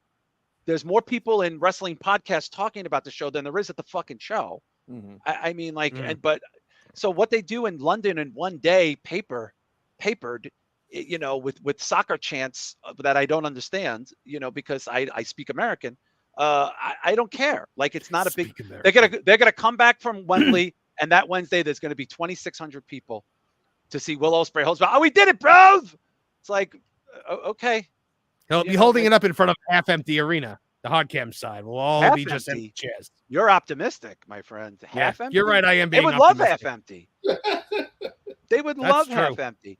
I saw somebody take a shit. They're like, "Oh, WWE's back to doing $1.5 million on Raw," and I'm like, "That sounds good to me." I didn't realize that was a bad number. No, against 2 NBA playoff games, by the way. We're not going to get into that. I've been fighting with people all day on social media. No, you know what? Get into it. Get into it. I want to hear what you're saying. It makes me furious that people don't remember a year ago or the year before that. Last year they had the same drop off they had this year, except the difference is that they brought in Brock Lesnar, turned him heel, and had him feud with their top babyface, and they still have the drop off. There's nothing you can do after Mania because there are people who only watch Mania, and they aren't going to stick around no matter what. The people who watch the Super Bowl every year aren't going to watch the spring training the next year. That's what I was just going to say. I was like, that's like getting upset that the NFL Network has a drop off after the Super Bowl's over. Yeah, it doesn't make any sense that people are like, oh, it's such a big WWE, they're in the mud, blah blah blah. No, it's the same. And I'd much rather have some not so entertaining shows while they rebuild than have them drag old Mania storylines out for another month trying to get another buy rate off Backlash with them. It's more interesting to me, create new stars, and then when the draft, that's the reset and we can start over. But there's no reason to think that they're, doing terribly right now. This is exactly, and I went back 5 years. It's the exact same thing that happens every year after Mania. But people are pretending that this is a new phenomenon, and I'm like, listen, I couldn't. Let's be frank here. Rewind the clock 2 months ago. You take Rock out of this year's Mania, would not have felt the same. Sorry. After CM Punk got injured, the corner. Rock brought in the interest. He brought in the numbers. He brought in the people. He brought in the ratings. He brought in the fucking YouTube views. He brought it all. But that's why he was fucking brought in. He got paid $6 million in stock to do that run. $6.34 million in stock. You know why? Because they probably made about $40-50 million off that motherfucker being involved in this shit. And got Cody over. Got Cody over and helped get Cody over and help, So, and by the way, he's not done. He's probably fighting Cody in the main event next year at WrestleMania. Absolutely. Probably know. Yeah. So it's like, this is a foundation, right? And while they're doing that, they're making record numbers going overseas. They're making record numbers signing TV deals. And a year from today, they'll be on fucking Netflix, where they'll be saying fuck and shit and cunt and piss and all this other fucking shit. And ratings don't matter at all on Netflix. All they care about is subscribers, and it'll be, it's sky is falling bullshit that we hear every year, or it's not even every year. It's every time the ratings drop. You hear these people going off about how, and it's not even just like people who are against WWE. There's a lot of WWE fans who are trying to use it as some gotcha on Cody. And saying I saw that too. Yeah, I saw that too. That's wild. And it's like, well, first off, Cody wasn't even on the show this week. Second off, he has no storyline at all going on. He like Marv said last week, he came out to cut Jey Uso's promo because Jey can't cut a promo on his own. Which what Drew did. I could talk Oos. Drew, did you notice by the way, Marv? Did you watch? You watched Raw, didn't you? I've watched clips. I haven't watched the whole thing. Okay, so Drew. The first half of Damian Priest's promo was Jay's promo. That's all. Yes, of course it was. Because he did this whole thing about how, hey, remember back last year when I was trying to get you in in the Judgment Day, and we went out and had a drink, and you said we're the future, man. That was Jey Uso's part. Jey Uso can't cut that promo, so they had Damian Priest cut the promo for him. He's just got to go yeet. Yeah, it's all I don't enjoy. I've said this. It's so funny. I get accused of like being a WWE cheerleader. Just put WWE bad in my Twitter feed. I literally about once every 6 months I go, God, they like Raw is a consistently terrible TV show. Like this is what I would say every time I watch it. It's only interesting when there's a big pay-per-view built up. Other than that, it's an insufferable 3-hour television show. I got a Facebook reminder that I took my kid, who's now like going to be 20. The last Raw I went to up here was 8 years ago, and it was the Seth Rollins. I can't believe that was almost 8 years ago. It was at least 6 or 7 years ago when it was the J&J Security. You guys remember that? Yeah. That was three or four segments an hour during the 3-hour show, and Randy Orton was secretly attacking him. I sat in that fucking an arena. By the way, sold out completely. So I was in the second to last row, and this is when they banned fireworks. And my kid was like, "I thought we were only coming here to watch the fireworks." I was like, "Shut the fuck up." There's nothing I can do about the fireworks. and it's just like Cena with the spinneroonie, but the U.S. title thing, or it's like, "Oh, I'm the champ," and it was insufferable. And I was like, I will never go to a WWE event again. The only events I went to was the first 4 tours of NXT when they started.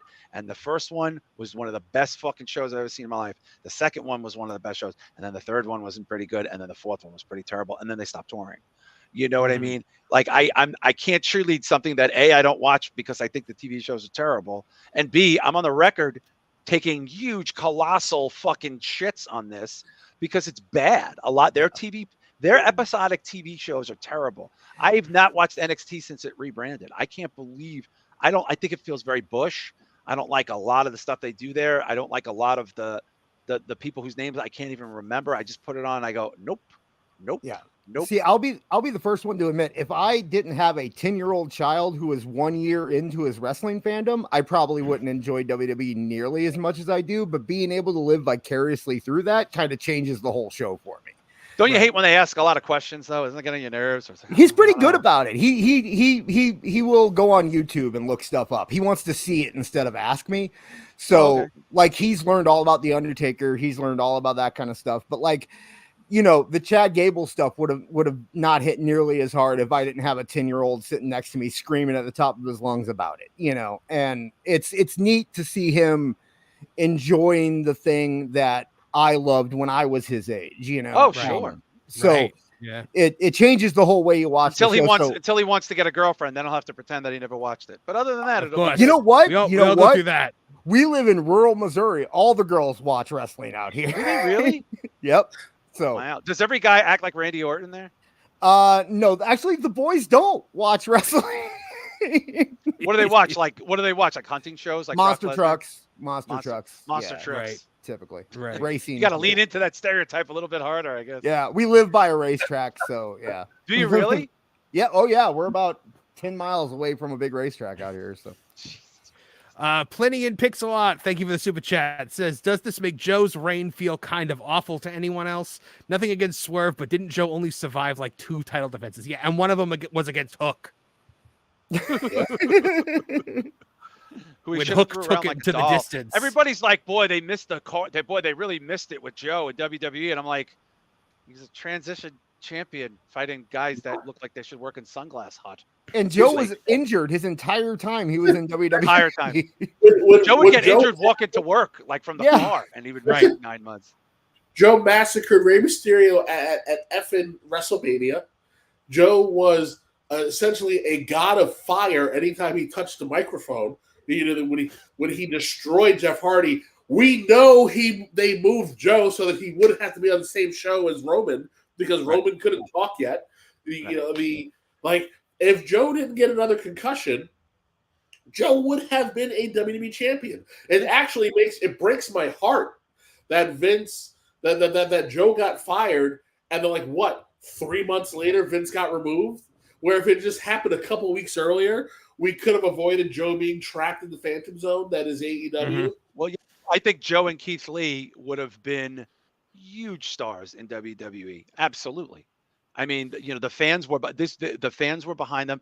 Joe in the ring with Lesnar. Remember when fucking Keith Lee came out in the Rumble to Brock Lesnar and the place lost their fucking collective minds. Yes. Like everybody was on board for this. People are acting like people were on board for Swerve and Hit Row. I didn't like the gimmick. I could not I thought it was beneath Swerve to be in that gimmick. And I said that on fucking Soup. I hated it. And I don't disagree with you because Swerve elevated Hit Row. Hit Row did absolutely nothing. Exactly. And that's, somebody said this, like, how come none of the Hit Row people thanked Swerve, like when he won the belt or something like that? And I'm like, I don't know, maybe they're not friends in real life and it was a fucking job. I don't know. Like, not everybody has to be friends with each other. Like, just because they were on air friends. You know what I mean? Not every person winning. Yeah, not every person winning the world title needs the end of Return of the Jedi to happen. Yeah, I was thinking more You like don't- the end of the Lord of the Rings trilogy, where everybody comes out and pays tribute and like all this stuff. I like Swerve. I mean, listen, I like Swerve. I like that he has the belt. He's clear. He's gonna have it for like a 3/4 of a hockey season. He'll have it for 4 months, and I don't know how much he's gonna defend the belt. Hopefully he'll defend it a few of those times, but they're just going to hotshot Ospreay, which is also very weird. I mean, I'm actually a little pressed for time because I'm leaving the country in a couple of days, so I got to get checking out in a few minutes. But do any of you guys? I just want to ask you guys this question. For like years, we all heard the same thing from people that are smarter than us in wrestling, that the greatest wrestler in the world is a guy in New Japan named Okada. Doesn't matter what anyone else does in America. Doesn't matter what anyone else draws. Doesn't matter what anyone else does in an indie show. This is the greatest wrestler in the world. And if you don't think so, it's only because you didn't see him. Okay. You tell me that for like 7 fucking years. You bring the guy stateside. You have him curtain jerk the first fucking big, like one of the first big pay-per-views. And you have him mid-card and fight for a mid-card title with guys a third his size. When did we stop saying Okada was the best wrestler in the world? Why isn't Okada winning the world title? Why isn't Okada going to win it in Wembley? Because I know for a fact that the smartest people in wrestling have told me for years, doesn't matter what anyone else does, this is the best guy in the world. Why do you get the best guy in the world and do nothing with it? Because Dave Meltzer said it's Will Ospreay. That's it. But he was the one who told me it was Okada for like 7 years in a row. Yeah, he's a fickle bitch. I changed my mind. The thing about Okada, versus probably like Ospreay. Yeah, the thing about Okada is really different is he's really elevating the Bucks. That's what he's there for. He's elevating the Bucks. I don't get it. I thought Okada was the greatest wrestler in the world, the most sought after talent. I know that we couldn't wait to get here, that you spent millions of dollars on. He's curtain jerking a pay-per-view. He's nowhere near the main title. He's nowhere near main feud really with anybody. He's fighting with the guy right with the two guys that he stuck him right with the two guys that tank the ratings every time they touch with the two guys that people have dismissed emphatically across the board. And it's funny because they're hating Jericho now too. Oh, this is very interesting to watch. Why is Okada not the chosen one? Why is Okada? How do you I don't understand. I was told for so long every year that no matter what anyone did in America, what this guy did was better. Now all of a sudden nobody gives a fuck about this guy anymore. Like, how come nobody brings that up? Well, if to call Dave a hypocrite is like showing Dracula the cross. He will recoil in horror and fear. You're never going to get a clean answer from him or any of his freakazoids because it's we don't like to live in reality. But Apollo, Pro Wrestling Illustrated gave him Wrestler of the Year every year for like 6 years too. That's not Dave. I know. That's not Dave. That's anti-Dave. A lot of those guys are very unmeltzery. Yeah. This is everybody. This is all the publications. Everybody, Keller, Alvarez, Fightful, this one, that one. Okada's the best wrestler in the world. The best match in the world is Okada versus Kabuki Pakabuki. And if you didn't see it, it's because you're stupid and you don't know anything and you should pay money to go watch Kabuki Pakabuki versus Okada. I mean, I've heard this, Mike, for so fucking long. And I'm just like, I saw NXT matches that I thought were better, like in their prime. Right. Than I think Sami Zayn versus fucking Nakamura on the record. That's one of my 5 favorite modern matches all fucking time. Whatchamacallit? The two little fellas there. The tiny guys. You're gonna have to narrow it down. No. The DIY. Yeah. The DIY feud, killing each other there. Like, I'm just saying, like, I just think it's weird that we've moved on from Okada is the greatest wrestler in the world to he's mid-carding. He's got a mid-card title. He's fighting mid-card guys, and he's with the two people who tank the ratings, like you guys said.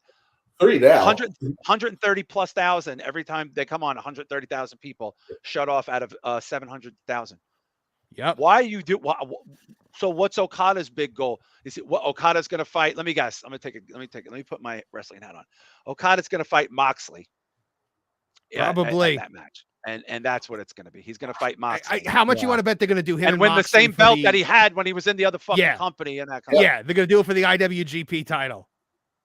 Yeah. which looks like the Divas Butterfly Championship belt. Oh my God! What a downgrade! What a downgrade!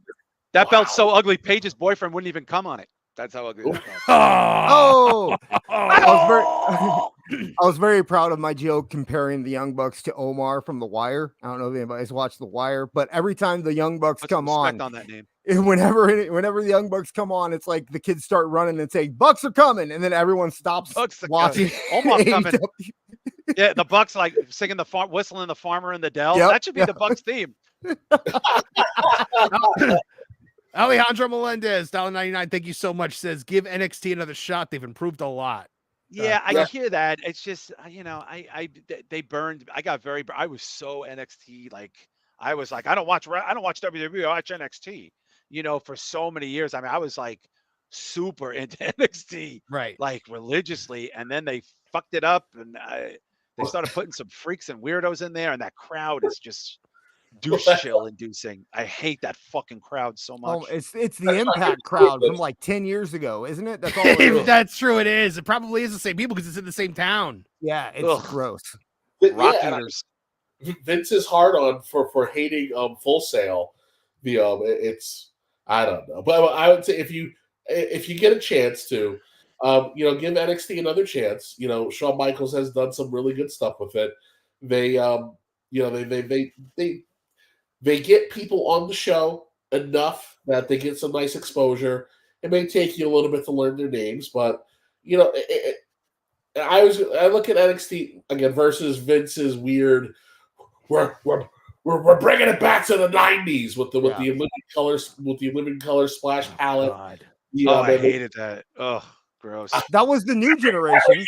Love this. That's 2.0. Isn't that 2.0? Isn't that NXT Yeah. 2.0? Yeah. 2.0 was the new generation, but I always compare the new NXT to, it's like if the Attitude Era was PG. That's what it reminds me of constantly. Yeah, they just didn't have I don't know. I just felt like the production was bad. To be honest with you, I'm a little bit of a salty bitch about it. And somebody's calling me a grandpa in the chat, so that's how you know I'm back on a wrestling podcast. There you go. I miss Morrow. To me, Yeah. Morrow calling the two worst people in NXT, Yeah. I would sit there going, "Oh," I would believe it. It's I'm- amazing. I wasn't like watching Amazing during- what a difference that makes. I wasn't watching during that whole era, but going back and listening to him now, he reminds me a lot of young JR. And it's a shame that they couldn't figure out a way to make that work. Well, let's be honest. Morrow had some mental health problems. He was candid about it, and he was very forthcoming about it. And it Didn't JBL like eat him for breakfast? I think JBL may have taunted him to the point Yeah. where he wasn't able to get past it. Yeah. But it's funny. He bounced right back in MMA and boxing. It's like, I'm sure there's assholes behind the scenes there too. He's respected there, though. He's respected there. He was the new guy in NXT, so. There's two things happening at the same time at that point when he goes to SmackDown. You've got a lunatic screaming in your ear every fourth word. Yeah. Boom. It comes out of your mouth. You just answered my question. And then you get JBL being JBL. It's a wonder that he lasted as long as he did on SmackDown. It's the same as Michael Cole. JBL being JBL, aka we're gonna show you're a real man by allowing me to molest you in a shower. It's the same as Michael Cole. Go back to when he was calling SmackDown with Taz. And back in those days, Vince did not give any shits about SmackDown. No, he did not care at all. That was Paul Heyman's show. Do whatever you want. I don't care. And it was a great show, and he was a great announcer. Yep. And then he became the lead announcer, and he had Vince screaming in his ear. And for the next 20 years, he was terrible. Vince leaves, and he immediately becomes legendary. He's also been he's been doing this a long time, and I don't discount that at all. But the reality is, I think Morrow, coming from a different background, coming from calling real fights, you can't discount that. A guy who has to call real fights, unpredictable fights. For hours in every country, in on the other side of the globe, and then boxing and the highest profile matches in boxing and the highest MMA. It's just, you can't, that's why, remember his references, people were like making memes and stuff out of him because they never heard these references from wrestling before, because he knew that that's how you sell these fights. That's how you sell a fight. Is sold, like the thing people always misconstrue about us wrestling fans is that, they think we think it's real. It's like, no. We enjoy the fact that it's fake. Like, that's the difference. Like, no, I went to MMA fights. I went to 2 UFC cards. They were the most boring shits. I couldn't believe how fucking boring they were. Everything was a decision, and I flew to Vegas for one of these fucking things. That's how much of a fan I was before I got on the Soup. And I was just like, I went back to wrestling because at least I know the idea is that it's scripted to make me want to watch it. Right. Hypothetically, wrestling can be the 9th inning of the World Series tied up every night if they want to. They can do whatever they want, and that going in. So that even like you take what people call a bad Raw from last night, and it had that Gable segment where he tore apart those, and he had Sheamus versus Drew. You always get something in there that can be great, and that's not something that you can get from every other sport. Yeah, but Mario brought that. I went to a UFC. Yeah, I went to a UFC pay-per-view one time. It was years and years and years ago, right? And the most entertaining thing that happened the whole night was Tank Abbott was sitting in the front row, and at one point people started to cheer for him, and he put his leg over the guardrail like he was going to go in. That was the biggest pop that the crowd got all night. Yeah, I've been to a few fights. I've been to 2 UFCs, and I've been to a United Fight League. This was when they had like teams, and one of the other Shamrock was in there, but he wasn't fighting, but he was coaching the team. And the highlight was the fights in the crowd. Like that was like the beef in the crowd was so much more entertaining. And look, UFC became a huge thing from the time that I went. I'm talking about 15 years ago when it was doing okay, but it wasn't doing what it does now. I just think, you want to bring in somebody different to announce. You want to bring in, I think they need younger people. Honestly, I just think you want younger people. I don't know why we have all these older people, including AEW. I think you should wipe that slate clean, get a bunch of guys in their 20s, maybe have some type of experience. Make sure they're not wearing lucha masks. Yeah, no, just saying, I just think, I would like to see young people become the next JR. Would be a nice thing, instead of just getting JR, who probably shouldn't be calling matches. Shivani is just like a shill at this point. God, with his fucking dye job and his fucking divorced dad earring. Like it's like Vic Joseph on NXT is fantastic.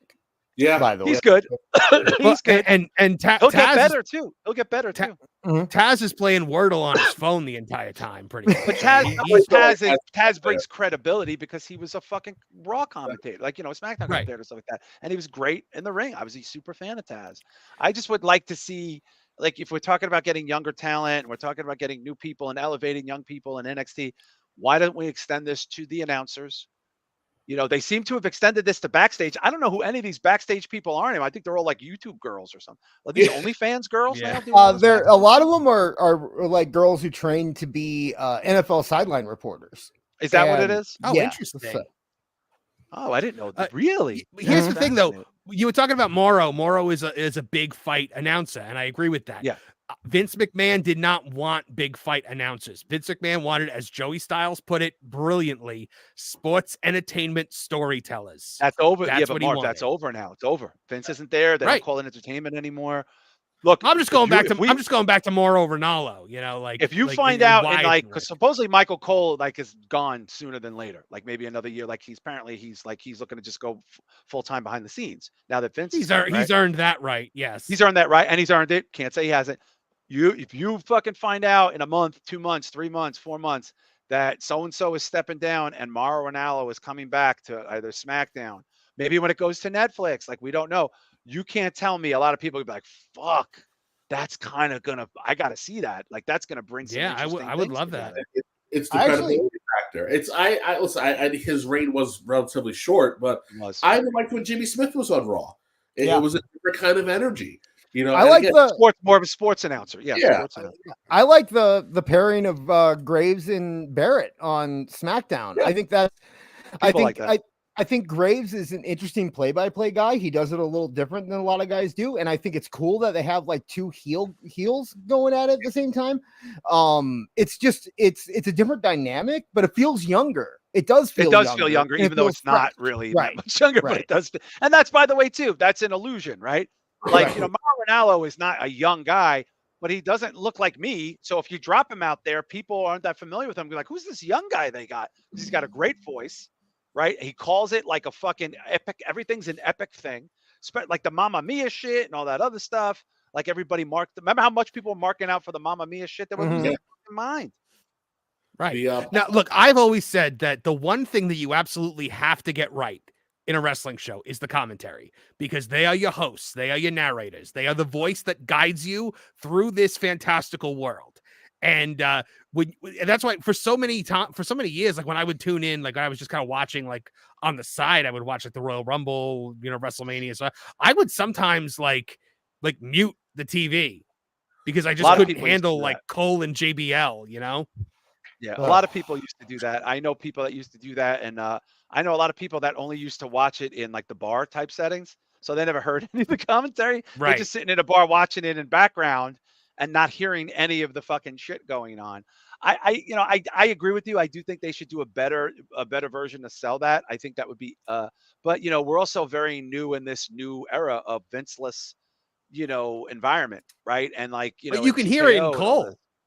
Yeah, you can hear it with because Cole. he has Cole is just unleashed.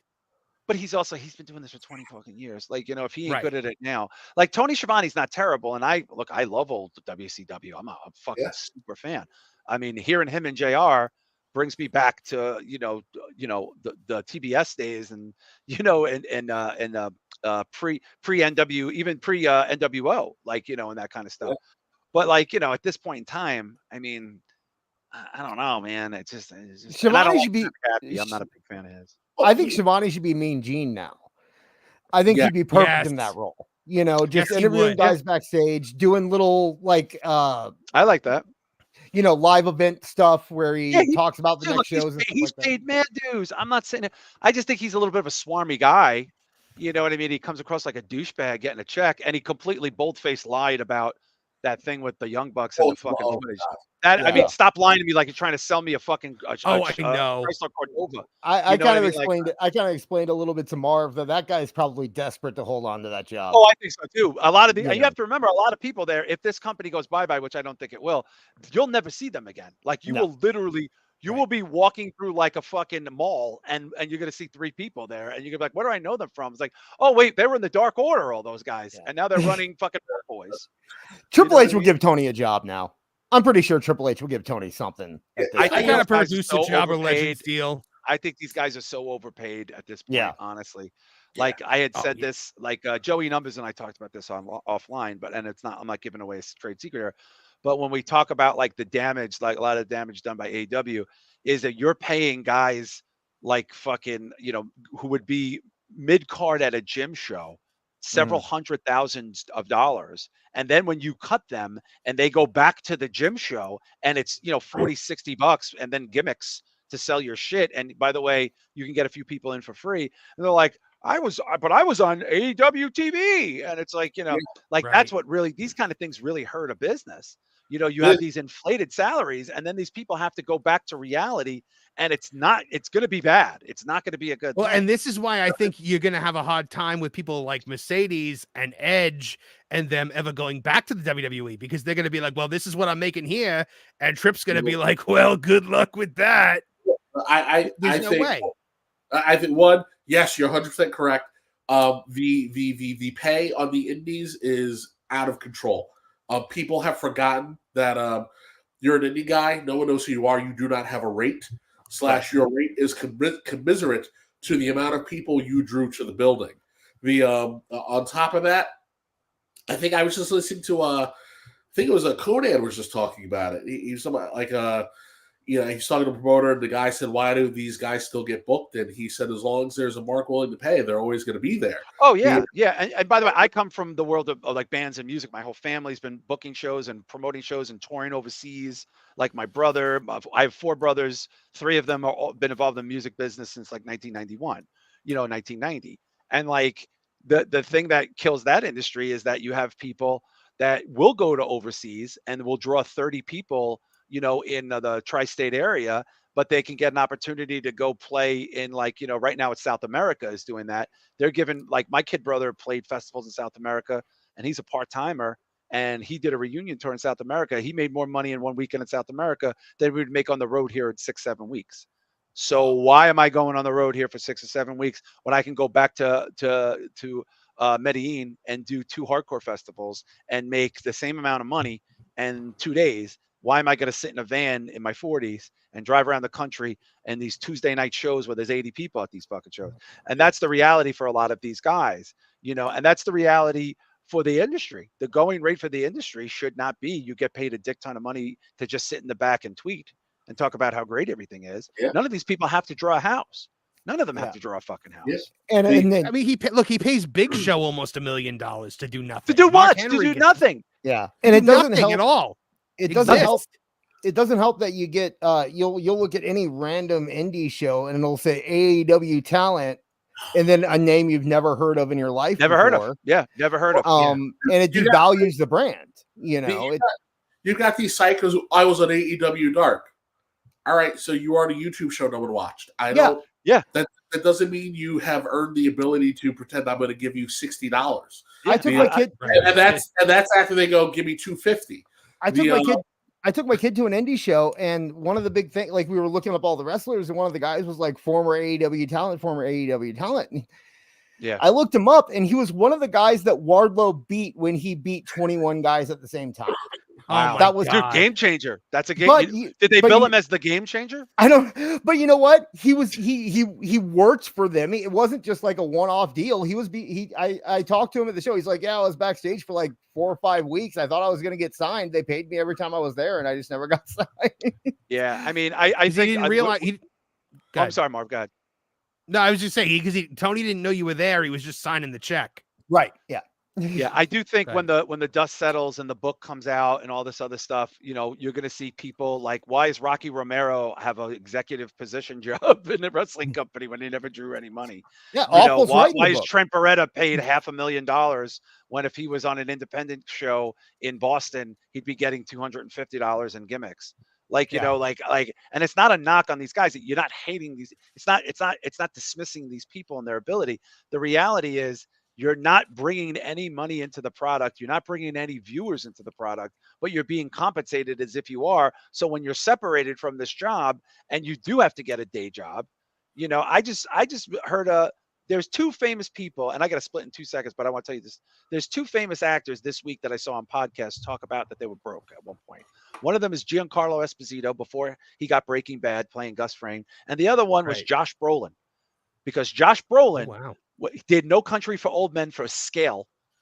And then he ended up doing that Denzel Washington movie with Russell Crowe about the drug dealer and becoming the heavy in that. And he told the whole story about how he took that, and that because he got box office from that, they sent him $60,000 and he was almost crying because he had no money. And he was like, well, at least I'll get $25,000 after taxes. And after I pay my agent. And then his agent was like, hey, motherfucker, do you need glasses? This is $600,000.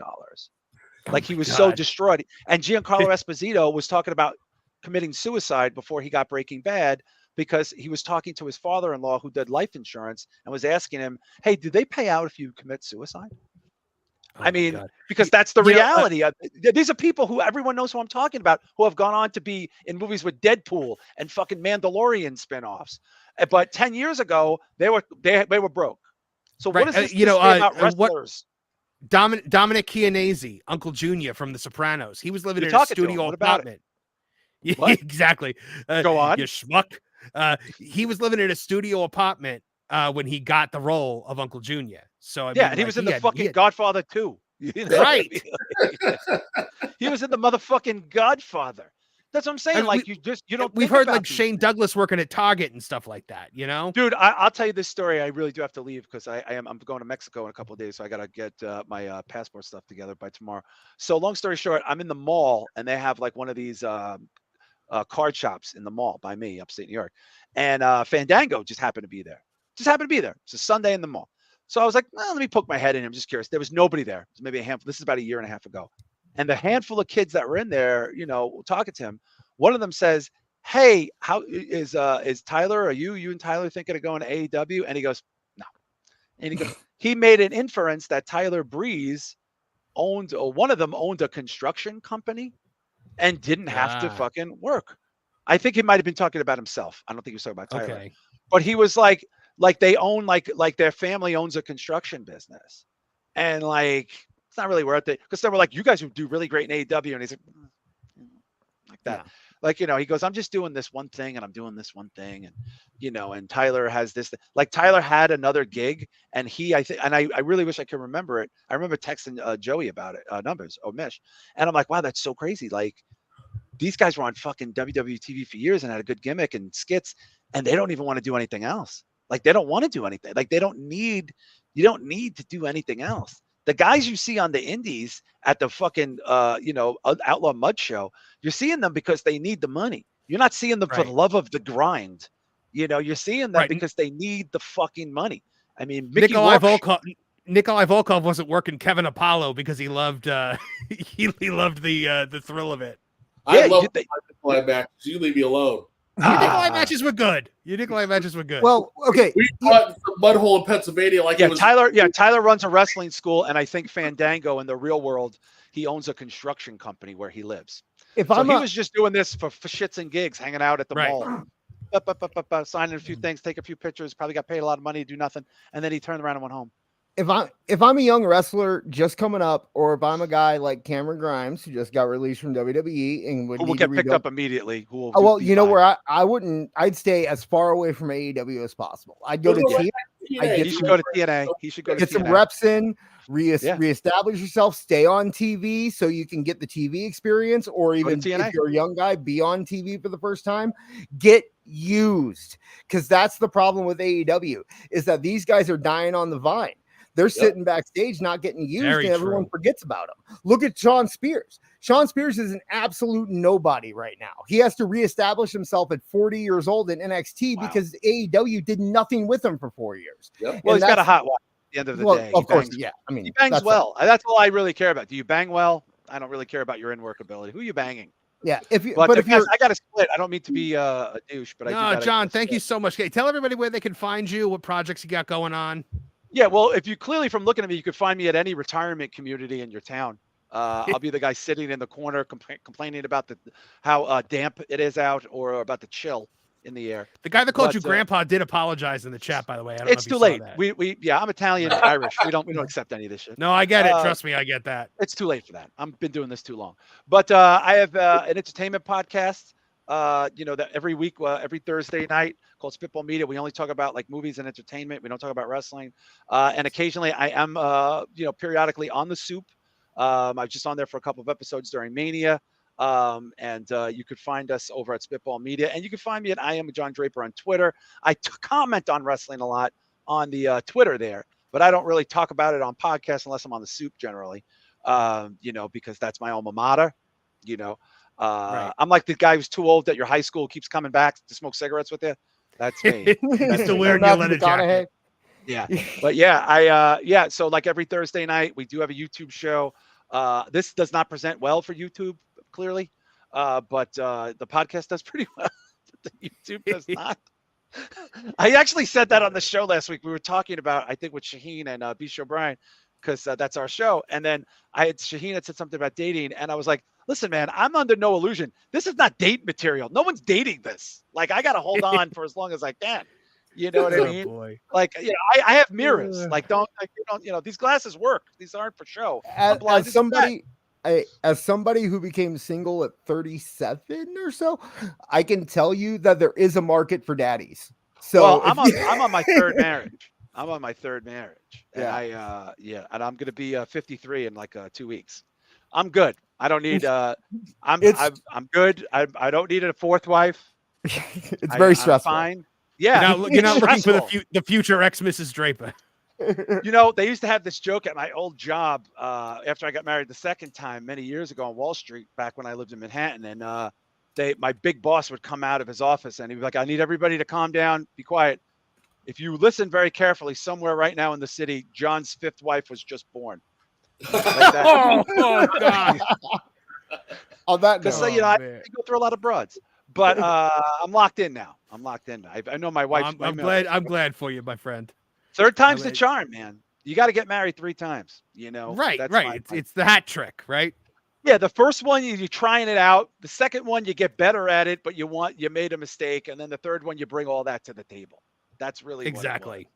But listen, Marv, I want to congratulate you because I see so many people talking about this fucking show all the time.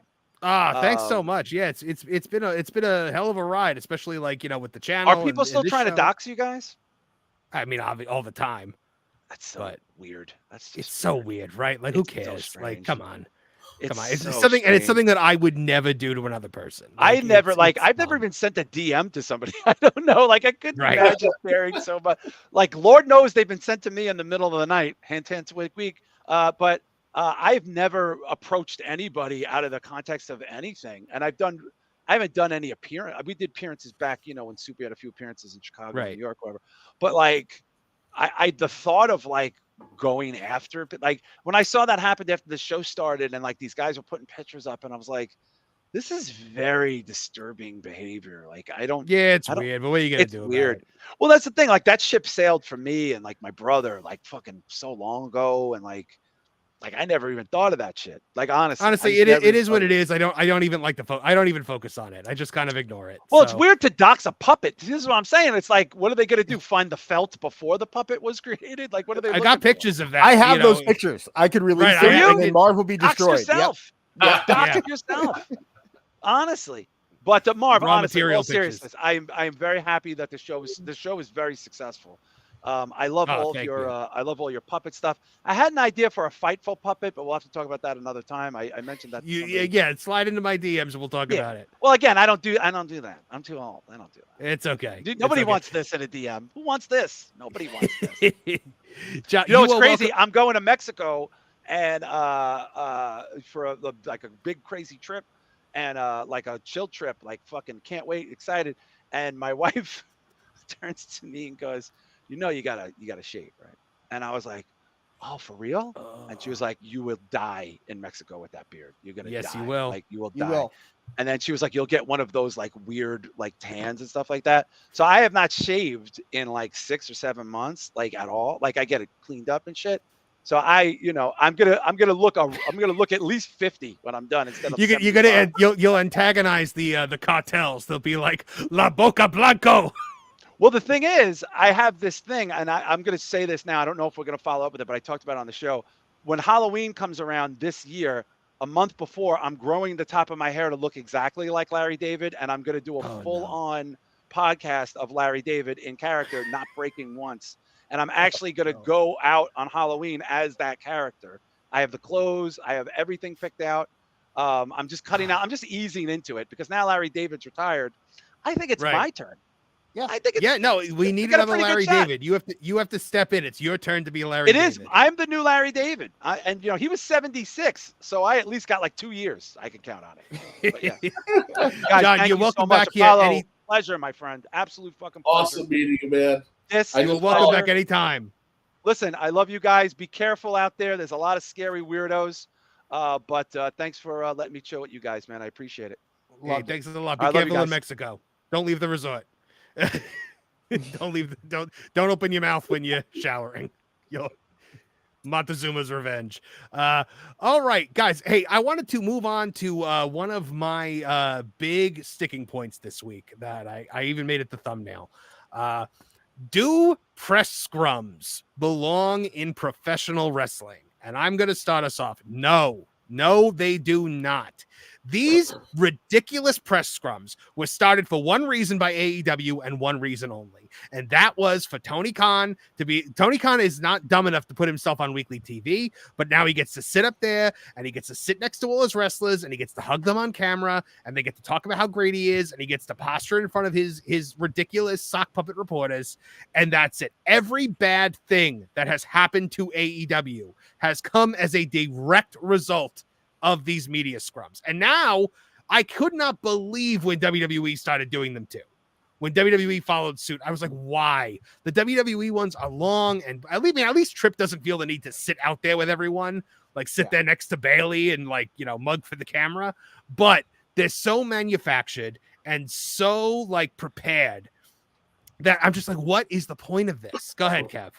I would say it's a little different because the WWE has always done them. They've just been a significantly smaller scale. The reason they do them is for credibility. UFC does it, boxing does it. Baseball, football, basketball. You want your athletes in front of the media. Listen, when we all understand that. No one reads Sports Illustrated. Sports Illustrated covers wrestling now because they're desperate. No one reads the book, and then after they started putting fat chicks on swimsuit covers, and then picked fat chicks with dicks to be on the swimsuit covers, everybody abandoned them. So Sports Illustrated isn't a good example, but like WWE does get press coverage. During WrestleMania weekend, Fox News had like a whole 4-minute segment about one of the hosts going to WrestleMania to go see Cody finish the story. WWE gets mainstream coverage.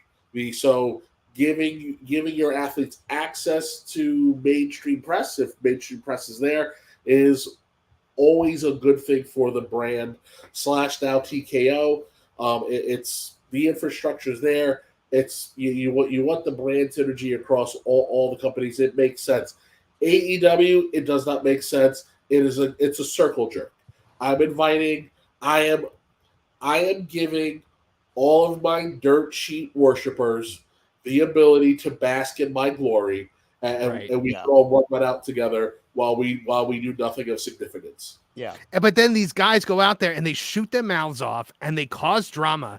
I mean, look, they had, a pretty, like, from what is, by all accounts, a really, really good match between Ospreay and Danielson that night. And what was the only thing everybody was talking about the next morning? Oh, did you hear what Timeless Tony Storm said about Cody in that press scrum? And what Ospreay said about Triple H. Yes. Yeah. Well, that's the thing too. And also, WWE talent goes through months of media training. Months of social media training. They are not sent out into the wild to make buffoons of themselves. They have very clear expectations. They know how to handle difficult questions.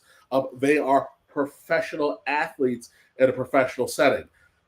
Other side of it is you gave the children a live mic, and you're shocked when a child acts like a child. Yeah. I would prefer, like, I don't mind the scrums, but I would much rather WWE go back to the way they used to do them, where it was just shamelessly worked, where it was all storyline. They do face-offs, they do brawls, they do promos, and they're just putting on a show for mainstream press to put on in the newspaper or on the website or on TV the next day.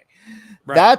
That would be a great use of these, but to what AEW does is really weird because it's actually more work than what WWE is doing. It's more promos, it's more that, but they're working to their audience, which means it's a work shoot, which it gives me headaches. I can't sit through even when something happens newsworthy and everyone's talking about it, I can't go back and watch them because it all the questions sound fake, all the reactions sound fake, all the answers sound fake, and on top of that, they're supposed to be real. At least in WWE, I don't get the pretense that this is supposed to be serious. And every question starts with, "Oh, Tony, what a great show! How do you do it week in and week out?" Yes. Yeah.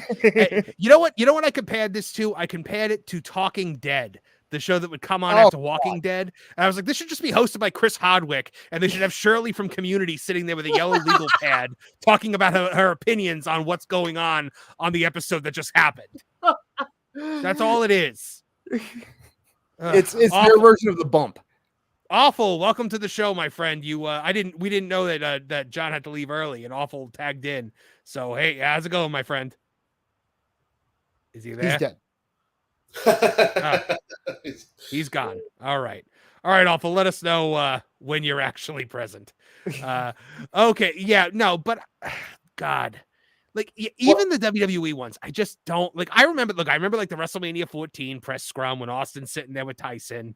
God, I just blur. And with with AEW, it is such a self-inflicted wound that they give themselves every month, because whether it's Tony Khan sitting there wearing a ridiculous outfit while talking about serious things like sexual abuse allegations, or, you know, CM Punk shooting his mouth off, and that led to the single most disastrous event in the history of that company, you know, over and over and over again. Or people like Julie Hart, who have absolutely no business talking to the press at this point in their careers. Absolutely. Right. It's clown shit, dude. This is a professional setting. If you don't have the training, this isn't go out here and try new shit. But again, you look at who are the reporters at the WWE and who are the reporters at AEW. It's just, if you want your company to be taken seriously, you have to present seriously. I don't know what Toni Storm said, which is annoying, because she was actually on my list of nice things to say this week. I know, and her gimmick is great, but she sat there and she looks at Tony and she goes, "Anthony, no matter how many matches that you book for me to win, I'm never going to invite you out to the ring to celebrate with me," or like something to that stupid effect. Yeah. Like taking a shot at Cody, of all people. Like, Cody Rhodes has gone out of his way to be a consummate professional about this company. Every time he is asked a question about AEW, it is, "Hey, you know what? I'm very proud of my time there. I'm proud of what we accomplished." You know, he has nothing but glow. Ariel Helwani tried to get the twofer here to get Cody to shoot off after Punk did, and Cody would not do it. Yeah, and Tony's sitting there smugging his big boy pants, just smiling away as, you know, they get to talk about Cody. And I can't remember which outlet it was. I think it might have been Fightful, one of those. But I saw a report on Twitter where it was saying that Toni Storm's comments, not about Cody, but about Triple H. Yeah, that's the thing, everyone, because they are all under the impression that Triple H was the one that made Cody invite him out. Right. And that did not read like that to me. Well, here's my question, though. Does that mean that they reached out to AEW for comment and AEW responded by saying, no, we weren't taking a shot at Cody.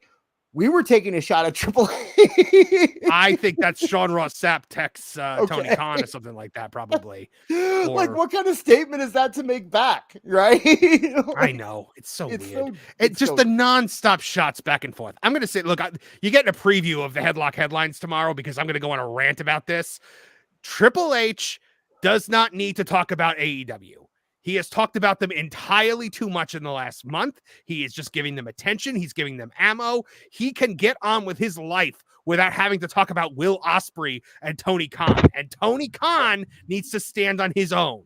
He needs to just be a big boy and do his own thing. And I say this repeatedly, the only reason why WWE and WCW were ever in competition is they were on at the same night at the same time.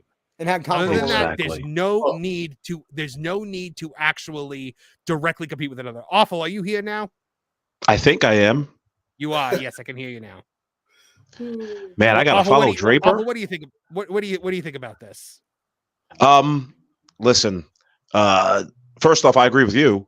There should be no more media scrums. End that noise. Kill that noise.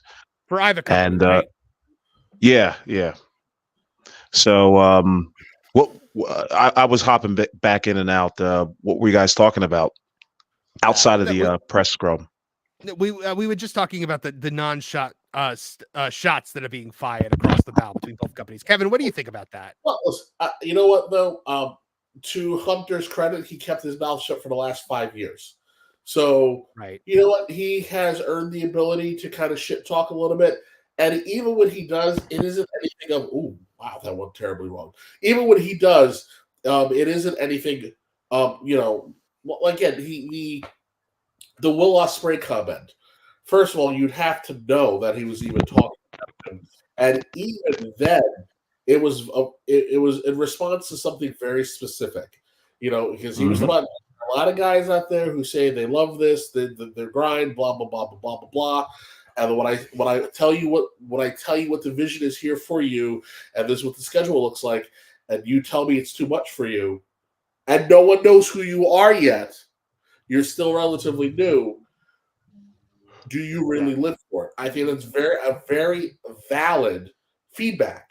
Very valid feedback. Triple H, he didn't name him. He was directed to the point. Will Ospreay has proved himself to be a thin-skinned, lippy cunt and can't control himself. Yeah. Which is weird because he was so good at taking a joke just a few weeks ago. But now he's Like, he getting didn't have paid to comment millions on and this. millions of dollars by Tony Khan, and it changes. Now you're trapped in the pod with the pod people, and you've got the money, and they're telling you how great you are, and you're the next big thing, and it messes with your perception of reality. Does that confirm what we've always thought, that these are all just lines fed to them by Tony Khan? Because he was talking very respectfully, even after he signed with AEW about WWE. And now that he's actually there and in the grind, he's talking shit. And by the way, so Triple H there's been one time that he's talked about AEW when he wasn't asked. And it was in 2019 at the Hall of Fame where he was giving his friend shit about something. Yep. With Billy Gunn, yeah. Yeah, Right. Triple H doesn't, he keeps their name out of their mouth unless he's asked about it. And by the way, that promo that he did about the grind, he gave that exact same speech in the first season of Tough Enough. Yep. He's not saying anything specific about Right. AEW. He's talking about his feelings on wrestling in general, and people take it to and apply it to AEW because it fits. Yep. That's why, And this is the guy who's hiring you. So if you don't see his vision and don't want to match it, you can't be shocked when he doesn't offer you more money. It just is what it is. Right. And to kind of go to what Meltzer wanted some weird meltdown again over the weekend, like he had like 3 or 4 douche moments. The one was screaming about a full restaurant and having 3 of the world's best chefs there, and a family pulls them. They don't stop at it because there isn't a bounce house. And I'm like, yes, well, okay. Our very own AEW disciplinary committee had the single greatest reaction to this. What did you say about this tweet? Okay, so the whole thing was that, he was saying that it's a 5-star restaurant, blah, blah, blah. You have all the best chefs in the world. None of that matters if you have a crazy Nepo baby telling you exactly what to cook and how to cook the entire time, serves you a steak for your first course, and then mushroom casserole for the last 6 because that's his favorite food, and has never cooked in his entire life, but just really, really likes food. That really likes food. That was my favorite line. Just really likes food. That's all it is.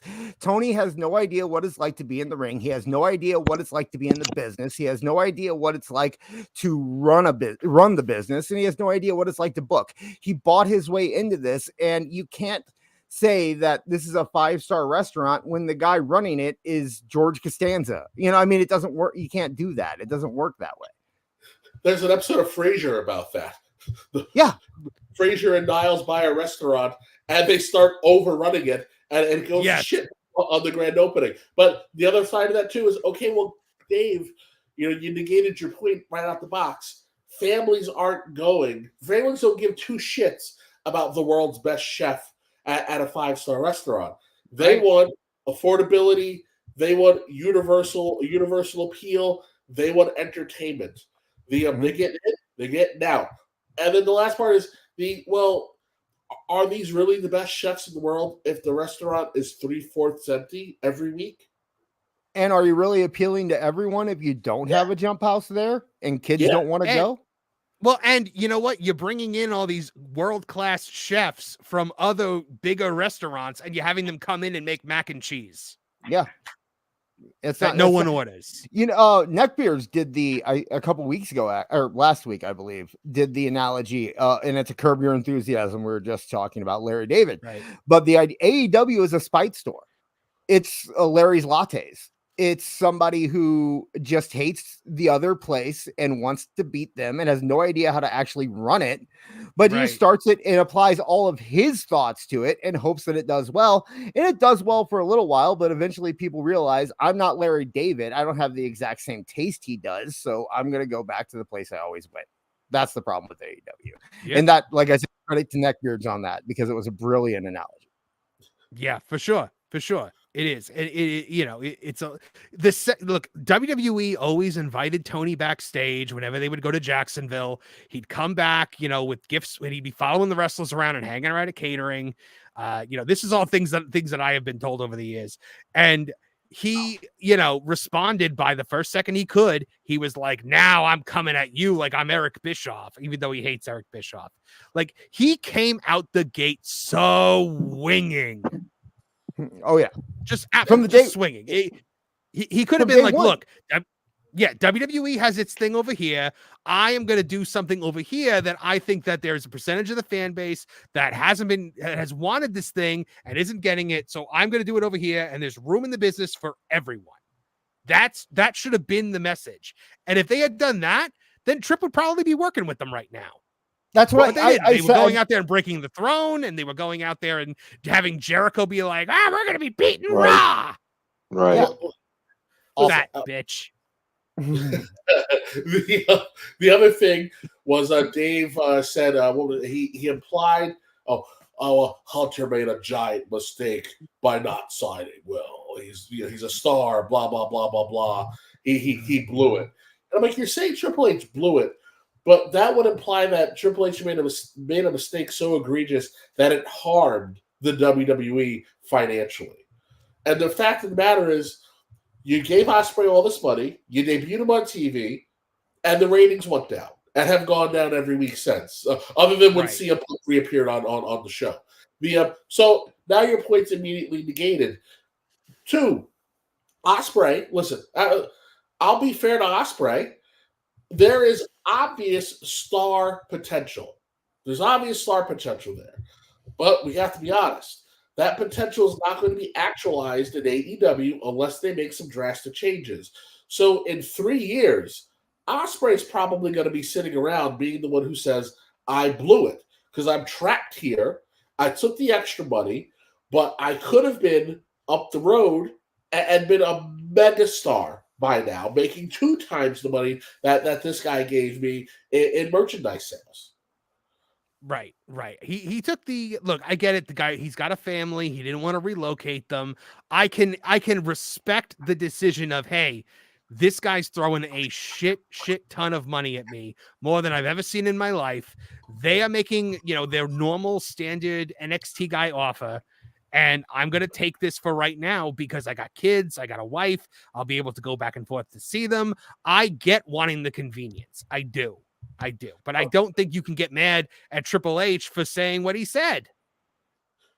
Trick just won the NXT title and they had a black ref. What? Copycats, traitors. But was there a black manager? No black manager. But then through them. Celebrating with him. Racist. All racist. No black manager, racist. So they should have brought Slick out of retirement for tonight. Okay, so I get it. Elijah's going up, obviously. And so is Mello. So you can't do that. I like Trick, and this is something else that Dave talked about over the weekend. I like Trick. I don't think Trick is ready. That's he has that personality, but I don't think I think when he was like in there with Mello, it kind of exposed him a little bit. I don't know. Maybe it's just my opinion. Well, that's all. That's why Trick isn't going up with Mello. Right. Yeah. We need to figure out where he's weak because there's obvious charisma there. He is magnetic. So once you crack the code, you have a guy who is going to be potentially another super duper star. Right? Oh, he's got the size, he's got the look, he's got, he just has to put it together, and he's right there. He's almost there, but that's what NXT is great for. Go ahead. Oh, sorry. No, I was just gonna say that's what it's great for. Trick is a guy who would have been 20 years ago, he would have been put on SmackDown and ended up nowhere. But now he gets to develop, he gets to become somebody, he gets to do his thing, and that's why NXT is wonderful to have, because he gets to put in the reps and be on TV and do it, and WWE gets to invest in him. He's going to be ready, but I just see a lot of people saying, like, I don't see why Trick isn't being brought up with him. He's not ready for he's not ready for the main roster yet. Yeah, you got to leave him down there, let him find himself. Also, too, he needs time away from Mello too. Yeah, you can always put them back together. That's very easy to do, but let's let Trick come into his own. Listen, he's over. They chant "whip that Trick" on Raw. Yeah, and he has nothing to do with anything that's happening. So it's It's just a matter of time. Right. The okay, so let me look. Oh, you know what? I think it's time for our favorite segment of the week. I think it's time to check in. I think it's time to visit the doctor. What do you guys think? Oh yeah. I think we've got an appointment, and I think we are ready. So hold on, I gotta share my screen here because it is time to visit the doctor, Dave Schultz, for our Dave Schultz promo of the week. Let's see what we got here. Dr. Dave Schultz. Here we go. Ready? Ready. Away we go. Dave, the Redneck Schultz, as the fans call you. You see something like this happen, it's got to be upsetting to you. It don't upset me at all, baby. Let me tell you, I think it's great. You know what I mean? If you're going to go on the hunt, you got to be able to run with the big boys. If he can't run with the big boys, he should get out. He shouldn't come out here last time. Hold on. Can we just point out Mean Gene's red suit here and how great it is? Mean Gene's everything is great. I love that mustache. Okay, you know what? We're going to talk about Mean Gene when this is over because I have a lot of Mean Gene opinions, and we're going to have to talk about it. All right, so hold on, I'll go back a little bit. I like that they're matching, though. If he can't run with the big boys, he should get out. He shouldn't come out here. Last time I was in San Francisco, I went downtown looking for a woman. You know what I mean? I wanted a woman. I couldn't find no woman. I found a lot of men that look like women. Now you all over, you belong in San Francisco. Look at Mean Gene. Look at Mean Gene. Cannot take it. Cannot take it. Just completely breaks. I wanted a woman. That man never broke. He never broke. He is the epitome of professionalism, and here he is dying right now. Kevin, have you ever seen Mean Gene break like that before? It doesn't happen a lot, but when Mean Gene breaks, it's amazing. What's the best one? The Rock and Robin. I'm not gonna let someone crawl on top of me, and he just loses his mind. There's a Coliseum video. It's him and Alfred Hayes, and like he's reading whatever they need to be doing next, and then I don't know, he goes, "What the fuck are you doing?" And Lord Alfred Hayes just starts laughing hysterically because he reached underneath and was rubbing his ass while he was talking. He broke in the not a lot of people realize that because it fit in so well with the promo, but he broke in the famous Ric Flair Royal Rumble promo. Fuck it. Yeah, well, he did that, and then the put that cigarette out. That was real. I didn't realize that was real for years. I thought he was just because back in the day it was like, oh, when you celebrate, you smoke a cigarette. So I thought that's what it was. No, somebody lit a cigarette and he was yelling at him to put it out. God. All right, let's go back to it and watch Mean Gene break again. Woman, I found a lot of men that look like women. Now you, Hulk Hogan, you belong in San Francisco. What's wrong?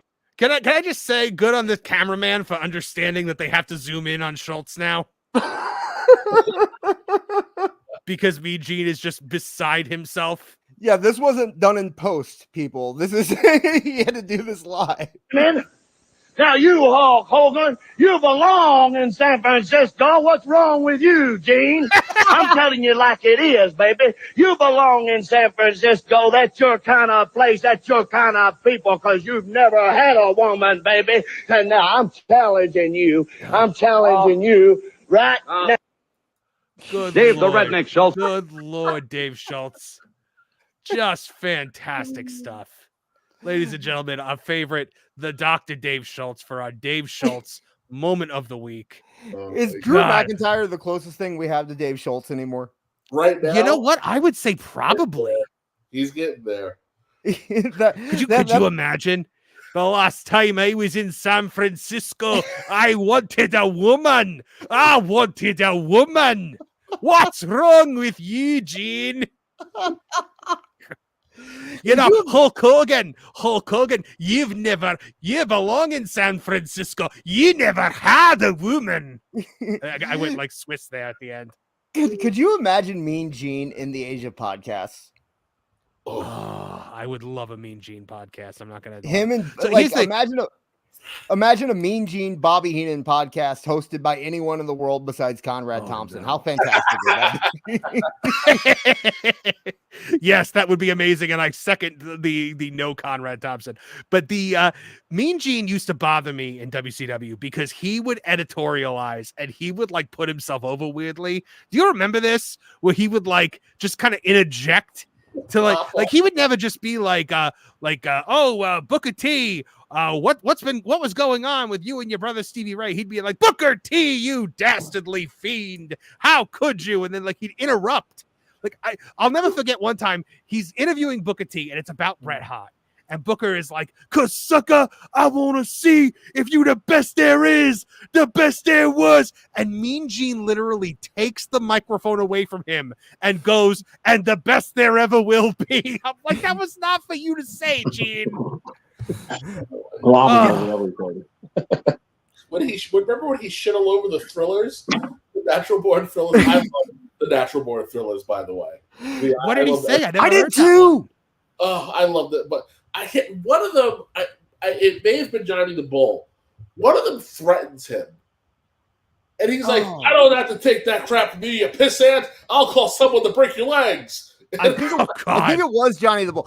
Yeah, I was a big Natural Born Thrillers fan. I loved above average Mike Saunders. You're SOL, and you know what that means. I remember him doing commentary one time, and it was after I think one of them broke off to do like their own thing, and they were going against him. And Mike Saunders goes, "Yeah, we didn't need him anyway. He's so green, he's blue." And I thought, oh my god, awful. Welcome back. Welcome back. Please, Awful. please. Now I can finally talk. I don't know what the hell was going on with my audio. Yeah, your equipment was definitely faulty there, but we are glad to have you back. Awful. What's your favorite Mean Gene moment of all time? I kind of liked it when he did the WWF Confidentials back in the day. Oh, yeah. Good pull. Yeah. That was the first kind of like inside, like when I remember when 24/7 started. And you had the Legends of Wrestling and roundtables, it's still the best content that whole thing has ever yeah.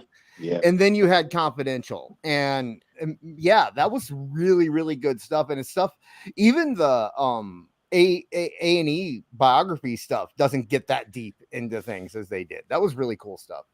Right. We lost Confidential because Vince saw it and said, "No, cancel it." Yeah, of course. Yeah. But everything else. Yeah, I mean, is that true? Is that why it got canceled? Yeah, Vince was like, "No, you can't do this." Oh God. Oh, for the love of God. Oh boy. Yeah, God. Dr. D, Dave Schultz, our new favorite person to kind of revisit. Long may he live. I will be very, very upset in the day that I read that the Dr. Dave Schultz is no longer with us. Hey, you know what? I wanted to talk about something from Twitter that I was like, oh my God, this is the single greatest thing anyone has ever said. Hold on. Let me share the screen again. It was me.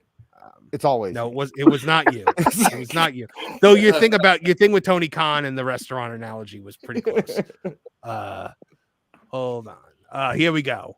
My new best friend, who I desperately want to be best friends with, the veteran Jack Vaughn. Oh.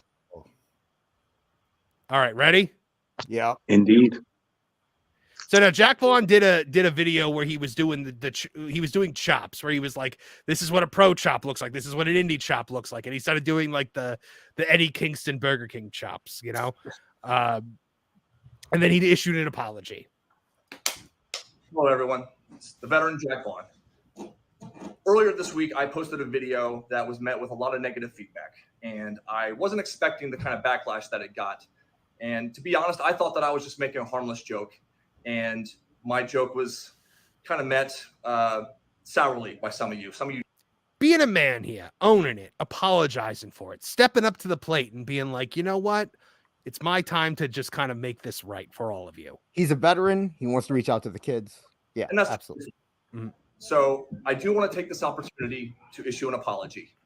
If you are a wrestler or a fan that has felt offended or victimized or abused by anything that I've said or done in any of my videos, I truly and genuinely am sorry that you are such a bitch. Yes! I'm sorry that I took you guys out on your indie-rific BS years ago. And to be perfectly honest, what I'm most sorry about is the fact that independent wrestling is full of so many smart marks that don't have a clue. That's what I'm sorry for. Oh, wait, hold on. He's not done. One more thing. The only thigh slap in the business that actually makes any money. There we go. Sorry, Kevin Apollo, you have got to love this more than anyone I could possibly know, because he sounds like he's speaking directly from you. I felt that in my soul. I'm gonna play that. I'm gonna play that this weekend when all my little marks show up for our show. Like, because we're gonna have a long discussion on, guys, what is heat and what does it actually do? Because I'm tired of, like, I'll sit down and rewatch a show and be like, if you just did the thing I asked you to fucking do the way I asked you to fucking do it, it would have been over. And instead I have this fucking long train wreck that I got to figure out how to edit. I'm too tired to edit. But that's another rant for another time. Yes, another rant for another. But yes, so I was talking to Awful about this, and I said it to him, and he was like, "Ah, man, I can't believe this guy's apologizing." I'm like, Awful, stop, finish watching the video. He got me. He worked me. It was good. He did. That's a worker. That's a veteran. Okay, yeah. Kev, I have a question for you because you see a lot of indie talent. I noticed one time I was watching a video, and the thigh slaps are one thing, but have you seen people slapping their chest very lightly while giving chops to someone else? It's the dumbest fucking thing ever. Yeah, like Razor, like Razor Scott Hall was a special kind of once in a lifetime talent, and he was one of the first guys to do it. But he did it so fast and so well, you didn't know he was doing it. Right. Now these idiots are pretty much just going. It's the worst. Like, the worst. The dumbest, but like, if I'm doing this, I'm not hitting you very fucking hard. You fucking. I almost said the R word. You know what? You're doing the same thing to yourself that you're doing to them. So how effective is it? You're hurting yourself more. Yeah, I showed my son. I showed my son how to do a chop on somebody, make it sound good, and not be real. I did it to him at 10 years old. It didn't hurt at all. I am not trained. I have never gone through 1 second of training, and I can do that. How can these guys not do that? It doesn't make any sense. You just give it away. You just cup your fucking hand and trap the air and smash it against someone's skin, and you'll have all the noise you want. You fucking morons! I just did it to myself. And you know what? Like, they're sitting there and they're like, oh, well, yeah, but some Japanese guy did it a million years ago. And I'm like, okay, it looked dumb then too. That is like when people try to tell me it's okay for Superman to snap General Zod's neck in Man of Steel because some hack put it in a comic book at some point in time. Guys, hey, you keep leaving out the fact that Japanese wrestling was fucking dead. Yes. Dead. Like, dead. For almost 15 years. Its resurgence is relatively new. There's a reason why everybody's not giving a shit about it. And by the way, New Japan is on in America, and I think 14 people watch it. So it's not even that big of a deal here. Yeah, I'm pretty sure we give it a run for its money at this point. Someone was keeping track. Well, I think Dose was keeping track of us versus New Japan Strong, and it was close on YouTube. It was close. We didn't quite overtake them. Right. By the way, thank you, Pro Wrestle Clips. $2 for the OVW greater than the Young Bucks. Everyone check out Pro Wrestle Clips on YouTube. Great show. Awful. You did a great job with him the other night. Thanks, man. I tried. Thought you guys had a good rapport going. Oh, thanks, man. Yeah. So what was the? Oh, okay. So you guys know that I've been very high on TNA lately, right? Yes. Like pretty historically, like, yay, TNA, you guys are doing great. I'm rooting for you. I feel like TNA is like, man, how can we screw this up? What can we do to just make this the worst thing that's ever happened? I know. First, we'll fire the only guy that has a brain in this company. And then we'll bring in a guy who has no brain anymore because he fell off a ladder and hit his head on concrete to feud with our world champion who's actually over. Hey, I'm okay. You know how Kev built up this whole thing? He has nice things to say about AEW. I'm going to say something nice about Matt Hardy right now. Are you ready? Okay. Broken Hardy's thing is the best thing he's ever. That's what he needs to do, because when he was doing the Broken Hardys, it got him. Remember before Broken Hardys, he had the braids in his hair. He weighed like 300 pounds. He looked all, he did that. He got in shape. He got sober. Jeff got sober. They were all because they had a creative outlet. So you know what? How many years ago was this? It was 2016-ish. And in you know TNA? what? Yeah, in TNA, yeah. And it might not work, but I would like I feel the need to point out to you here that it worked once. Yes. It worked once in TNA. Yes. It did not work in WWE, and it sure as hell did not work in AEW. No. But he has creative freedom.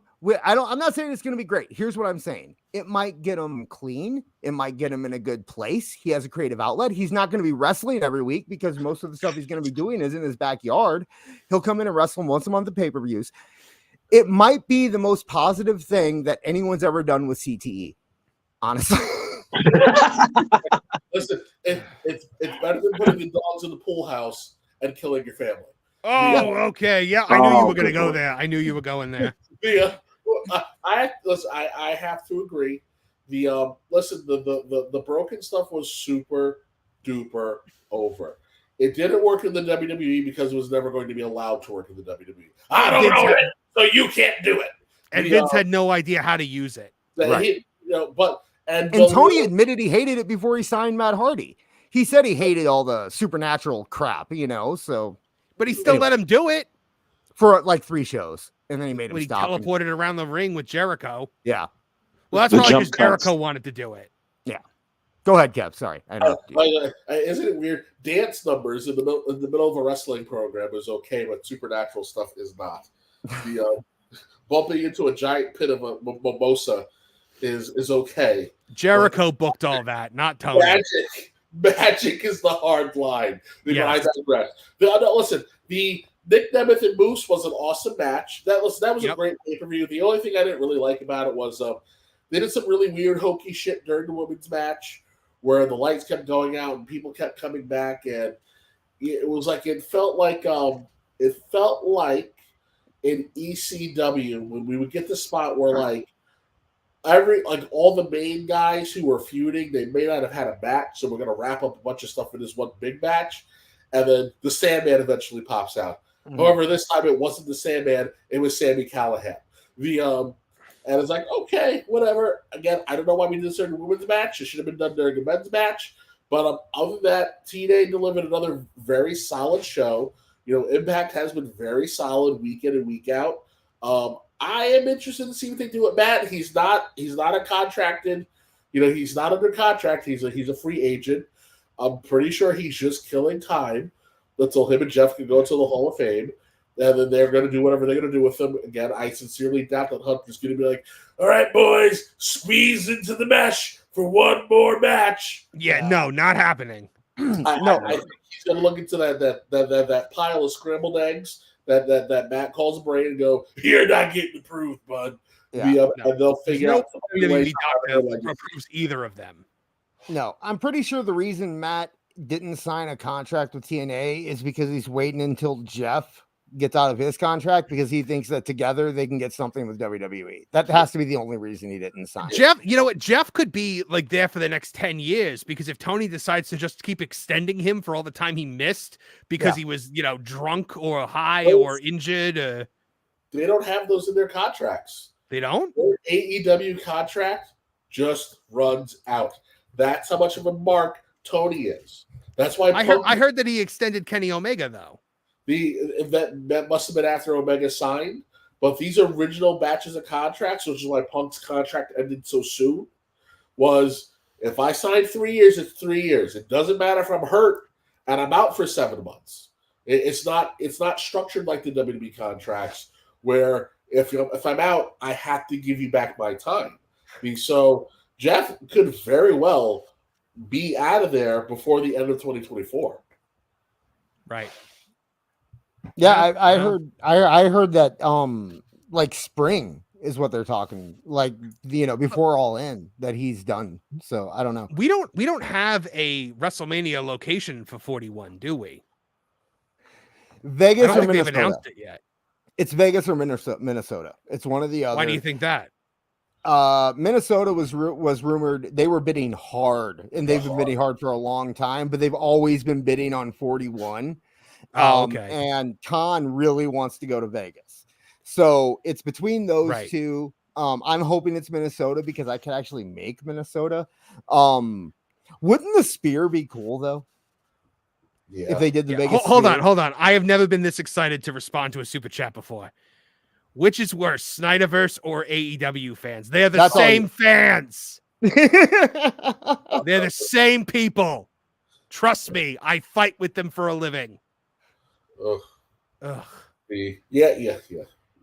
Sorry, I had to jump on that one because if it's an excuse to bury Zack Snyder, I'm there. We've talked about it a great many a time. Actually, I made a Snyder tweet this weekend because I haven't seen Rebel Moon, and I saw that he decided that he was bored and needed to trigger everybody. I'm like, I think that it's obvious that Zack Snyder graduated from Michael Bay's school of filmmaking. He is a masterful cinematographer. If you give him source material, he's going to give you something very nice. But when you take this dog off his leash, oh my God. If he does it well, it's really long and heartbreaking, emotionally joyless. He wants to make 6 of them. He wants to make 6. Okay, now let me ask you a question, though. Let me ask you a question about 6 of these. About 6. Hold on. About 6 of these. Is it 6 movies or is it 3 bad movies and then 3 worse director's cuts? He said he has 6 written, that he is ready to make 6. Yeah, he probably wrote them in an afternoon. I will say, Scargiver sounds like an AEW wrestler. There is a correlation there. How terrible is that name? Kevin, I'm sorry. What were you saying? No, I would say if he does the movie well, it's really long and joyless. If he doesn't do the movie well, oh my God, it is so long, so boring, and so joyless. You think that you have found entropy. You are living in actual entropy. So Marvin, it's like God forbid you feel any joy whatsoever. He sucks the color out of everything. Sucker Punch. I think Sucker Punch. Up until you realize, well, even that twist, but the fact that she doesn't make it through to the end. It's like, well, what the hell is the point of me watching this movie? I was about to ask, Marv, have you ever liked anything Zack Snyder did? Yes. I liked Watchmen because it was just basically a straight, except for the squid at the end. It was just basically a straight up adaptation. And I thought he did I thought that was the project for him. And I liked 300 again. That's the project for him. I like 300 motion action sequences. I like 300 once. I tried to go back and watch 300. I've never watched it again. Yeah, it's impossible to watch a second time, but it was fun once. It was like a big music video, really. And I liked Watchmen. I fight people all the time about Watchmen because I like Watchmen and people don't like Watchmen. I didn't have any attachment to Watchmen going in, so that might have something to do with it. But I had read the book. So I was actually really impressed with how they did it. I actually liked it better than the TV show. And everyone keeps saying the TV show is better. I like the movie. The TV show. Yeah. The Andrew Lyman show, they are on drugs. Yeah, if they get that hunk of dog shit. Well, I love Watchmen. I say Watchmen was just doomed to fail because it would have had to have made $100 billion to be profitable. Yeah. Yes. Dawn of the Dead was good. Dawn of the Dead was good. Okay, Although yeah. I do curse him for ruining zombies though, because the Usain Bolt zombies are like the dumbest fucking thing ever. Have you guys watched Fallout? Anybody watch Fallout? No, I have not watched Fallout yet. Dude, Fallout's so good. Like, everyone's saying that it's good. Everyone's telling me it's really good, so I gotta watch it at some point. It's on the list of things to watch. Do you like the games? No, I don't play first person anything. Okay. I've never seen a show or a movie really make that transition and be able to keep the feel so well, like Fallout did, without being a one-to-one adaptation. Like, this doesn't feel like a video game, like Super Mario Brothers, the movie. I was just about to bring up Mario. I'm like, that was the best one. Yeah, but it just felt like a Mario video game, right? Like, it didn't differentiate itself. It wasn't.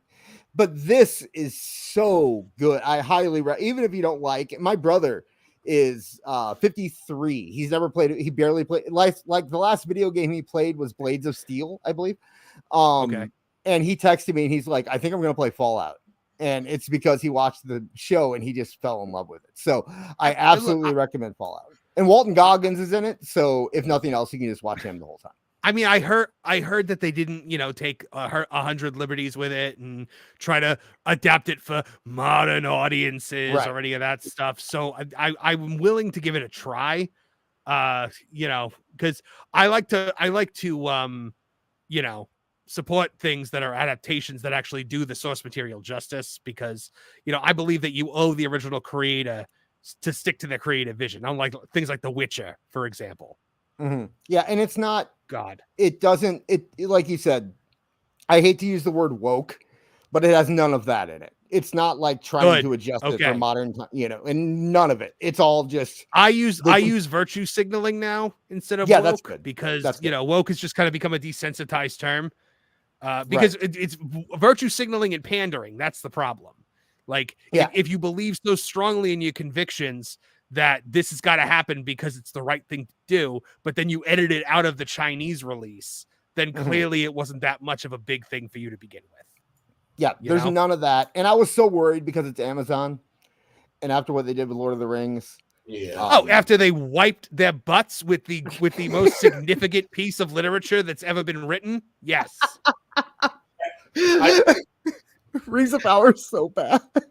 They tore out the books of the greatest book series ever made and made them into tampons.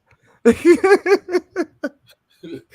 do have to thank them for saving me a bunch of money on not getting invested in Warhammer. Oh right, yeah, I saw what they're doing with that now. And poor Henry Cavill has just gotten himself involved in another franchise where they're going to be, just torpedoing all the canon that he loves so much.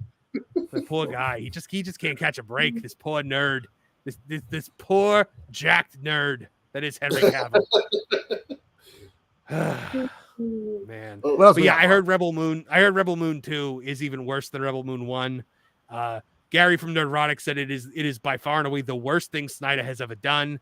And I sat through his cut of the Justice League, which I maintain the Joss Whedon version is better because at least they got Superman right. Look, you know what? I'm going to amend a statement. I liked Man of Steel the first couple times I saw it. It wasn't until I really sat down and thought about it where I was like, oh, Jonathan Kent's death is ridiculous in this movie. Like him dying in the tornado. Jonathan Kent's death comes as a result of a heart attack, because the lesson that we are supposed to learn from Jonathan Kent's death to a young Clark Kent is, I have all these powers and I couldn't save him. We learned none of that lesson. And I don't understand why we keep killing Jonathan Kent person. I understood it during the Richard Donner cut. Both Kents were dead and had been dead for a very long time. To the point that they actually even know what to do with the Kents. They were originally from Connecticut, then they were from Kansas. It was a non-issue. It's because he only knew he just applied everything from Batman to Superman. That's all it was. And I blame that on why can't I think of his name? The guy who actually wrote it. David Goyer, right? I think that was all David Goyer anyway, which I find fascinating. Yeah. When you listen to Goyer, they talk about the end of Man of Steel, and apparently there is a cut where Zod survives, and the Goyer was the one who insisted on going with the broken neck ending, and there was only a handful of people, one of them being Jeff Johns, going, "This is going to be a huge mistake. If you do this, don't do this." And David Goyer was the one that was like, "You'll never hear the Martian Manhunter called the Martian Manhunter." Yeah, I was like, well, I go like, guys, this isn't for you. This is for the fans, and if you give the fans what they want, they will give you copious amounts of money. And they will bring you new fans. You won't have to go look for the imaginary new fan. They don't exist. But they don't want the fans, Kevin. They don't want the actual fans. They want this magical. They want this magical rainbow of a fan base that they've invented in their heads that they think are going to come out and pay all this money for things. The modern audience. They want the creepy pod people to come out and give them money, except they don't understand creepy pod people don't have money because they don't have jobs. Right. And they don't enjoy anything, so they can't be fans of anything. These people are incapable of joy, and they don't have funds. So if they get what they want, they have to find something wrong with it, because then they have nothing to complain about, and then they have no personality. Yep. So it's like guys, what are you doing? You're feeding a dragon who will never give you love. It will kill you the first chance it can. And you're doing it at the expense of your lush and vibrant kingdom. As we sit here on the late 2000s will be known as the era of deconstruction of the hero. And what is the deconstruction of the hero giving us? Tons and tons of dead evergreen properties, from Doctor Who to Star Wars. How is Star Wars a dying property now? Marvel and Star Wars. It's dead. Okay, well, I don't think it's dead yet, because here's the thing: there are three stages. There are three stages to the death of a franchise, right? There's the thing where, when you hear the announcements, you get angry, and then there's the second stage where, when you hear them, you laugh.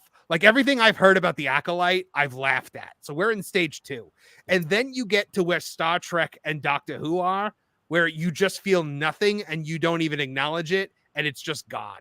I will tell you, the majority of Star Wars fans have been indifferent for a very long time. And the other people who are holding out hope. And the indifferent fans, they'll watch the first episode of Kenobi because they're like, oh, all right, maybe. And then they bail because fuck it, more of the same bullshit.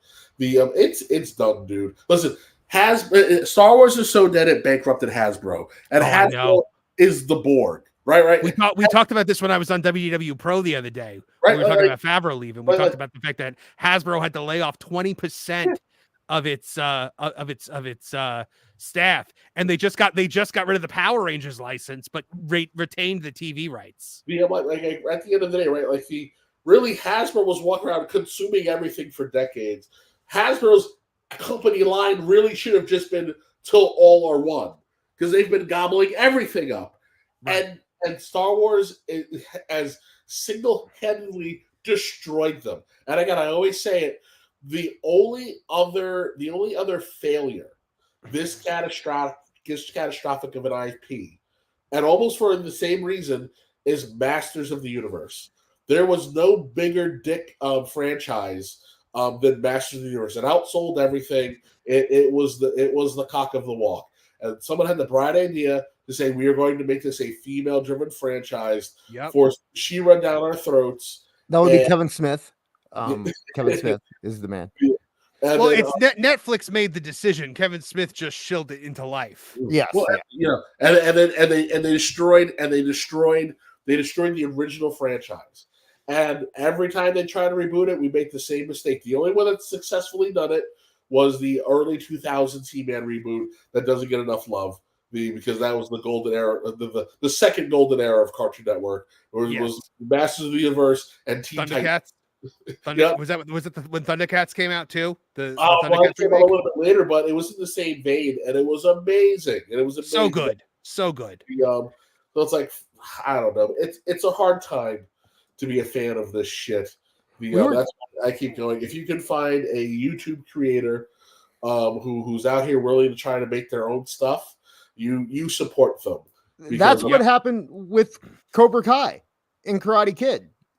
So good. Such a good show. Yeah, they found fans who weren't big Hollywood writers. They were fans of the original. They had a good idea. They put it on. And now Karate Kid is a more valuable franchise than it's been in 30 years. Ever. To the point that we're getting a crossover between the Jackie Chan Machio movie. Like, yes. Yeah. It's works. insane. When you do it right and you add something to the original, it works. We were talking about Transformers this week. They got so close with Bumblebee. That movie was great. Bumblebee was a good movie. Bumblebee was a good movie. And it felt like old Transformers, and it wasn't complicated. It didn't have a message. It was I mean, it had a message, but it was like family values and stuff, you know? Yeah, it had John Cena in it. And I like and that. now Kev posted that thing that they're doing now, and it's just like, how did you go back to this? It doesn't make any sense. We have no idea, so we have to get deconstructed. They turned it into the Marvel Cinematic Universe. Yeah. It looked like a Marvel thing with all the Marvel humor. Yeah, and Bumblebee was Guardians of the Galaxy. Yep. The one thing that's kind of different. And infantilize and then get mad when people don't want to spend money on the thing that you just destroyed. Well, that's the thing. And they'll gleefully tell you, this is not for you. We're not making this for you. You don't have to watch it. And then when you don't watch it, they get mad. Like with the Marvels, they were like, "Oh, men, this isn't for you, men. This isn't for you." And then the Marvels came out, and they're like, "Why didn't any men go see this?" But you know what the funny thing is, men did see it. If you look at the way the demographics break down for the Marvels, it was all dudes that went to see it. Women did not turn out to see it. That was the problem. Like people are like, "Oh, Marv, you must hate the Barbie movie because it's all like, oh, F the patriarchy." I'm like, no, I think the Barbie movie is fine because the Barbie movie. It marketed itself as that. My problem is when you sell me a movie that is you sell me something that's supposed to be a He-Man show, right? And I go in and He-Man's dead in the first episode and we're chasing after some other characters. The bait and switch, the lying is what I don't like. I don't like being tricked into watching something. X-Men 97 was the opposite of a bait and switch. Everything beforehand made me think I have no interest in this. I don't want to see it. And then it came out and I was dreading it. Yeah, because Disney has no idea what they're doing with that property anymore, and it scares me to death about the movie. The movie is just I can't imagine what that's going to be. What a pleasant surprise! I was refusing to watch it, and then I was like, and I'm like, wow, cool. And I was one of many people that told you had to watch it because it was so good. Yeah, how about that? But now, speaking of the X-Men, how about that Deadpool and Wolverine trailer? Yeah, I didn't see it. So it looked good. Cool. It looked good. That's it. It looked good, and I guess this is us saying farewell to good Marvel. I'm assuming, right? But it's we don't have enough time to sit down and theorize on what every little bit of the trailer meant. But it looked good. Hugh Jackman in the red and in the yellow and blue costume. Yellow and blue. Awesome, man. Awesome. Just awesome. Can you believe it's taken us this long to get that? Especially after it was teased. I know. Well, I know, and I always laugh because it's it's like we're in that era, like in the X-Men 97 comic. Like again, I'm always a person who screams about it. I found the Mutant Massacre way more compelling than the destruction of Genosha. I thought there was more emotional weight behind it, especially when you find out years later, because we never knew who led the massacre. You find out it's Gambit almost 10 years later. The destruction of Genosha, I mean, it was an actual bloody Holocaust.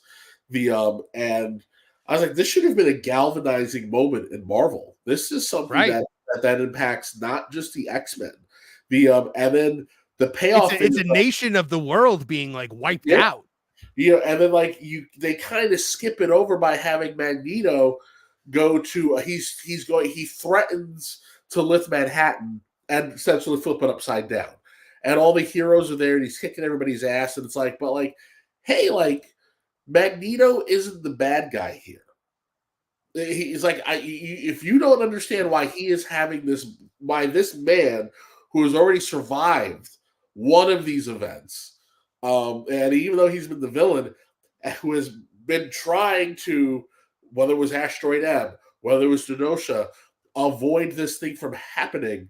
And again, with the weight of the Mutant Massacre, with the weight of the Legacy Virus, with the weight of the Sentinels and Bast and all that stuff happening, in that character's history, I was like, this is a little weird that the Avengers don't understand why he is having this breakdown. But again, this is another conversation. Yeah, we should probably get back to wrestling just because we kind of got a on a little major bit. tangent here. Let me do it because I know we're. So my two nice things. Yes, what are your nice things about AEW this week? So one, Tony Storm. I am loving this Mommy Dearest Joan Crawford character. Yeah, love this gimmick. I thought that her promo, I think it was on Collision. I don't know when she did it. Where she's talking to Thunder Rosa and she goes into color. Tony cut probably the best promo of her career and probably one of the best promos in AEW. And because it was a good promo in AEW, it shined. So I think that everybody kind of giving it the flowers that they were giving was 110% deserved. She's doing something very interesting in a place where it's difficult to do interesting things. Right. God only knows what the payoff can be. I think it's interesting that you're starting to see, again, very much so like Joe Crawford. I tell everybody, if you want to really understand what she's doing, go watch Mommy Dearest. It is it's an incredible movie.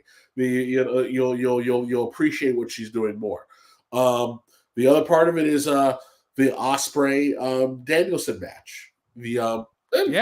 Very good match. I really liked the finish because it was a callback to the disaster that was Omega taking the Tiger Driver. Although I think the actual ending should have been cleaner, it didn't make much sense to me. Just because the refs, and it's an AEW training thing. Danielson takes a very clean Tiger Driver, but because again we already have another major injury on a major star, they start selling the injury thing, and for some reason, I guess because Ospreay's in kill mode, he doesn't see Danielson twitching. The ref wasn't strong enough in communicating, hey, something's going on here. Right. So when Ospreay does the other move and wins the match, you kind of get I guess you're supposed to walk away with the feeling that he didn't want to win the match that way. But so even in spite of that, the fact that they were willing to use that element of continuity, I was like, this is interesting for Ospreay because it makes him dangerous. He hasn't moved again, and I feel like I don't know who's heel or who's babyface there. He's with the Don Callis group. Welcome to modern wrestling. The only actual heel in AEW is Don Callis. I guess Ospreay's maybe supposed to be face, but you don't really see this kind of a story used for a face unless it was an accident. And Callis is supposed to be the only heel in AEW, but he's still cutting promos like, my guys are going to fight each other to give the best possible matches for the fans. I'm like, aren't you a heel? Why do you care what the fans get? My only would have never done this. No, my only hold on. I hold on one sec. We're gonna get right back into this, but I need to call out a comment here. So, what are you gonna cancel CM Punk for being woke and supporting LGBTQ? I'm not gonna, because that guy's opinions on social issues are his opinions. We are not lambasting social issues here, folks. We are talking about the quality of the entertainment that we consume. We are talking about when quality of entertainment is sacrificed on the altar of agenda. That is the problem. The problem is not that people exist in this world who are different from us. That's a good thing. That's a thing to be celebrated. The things that make us different are the things that make us unique and wonderful and makes us a world and a community. Okay. Right. So what we are talking about is pandering and virtue signaling. So shut the fuck up.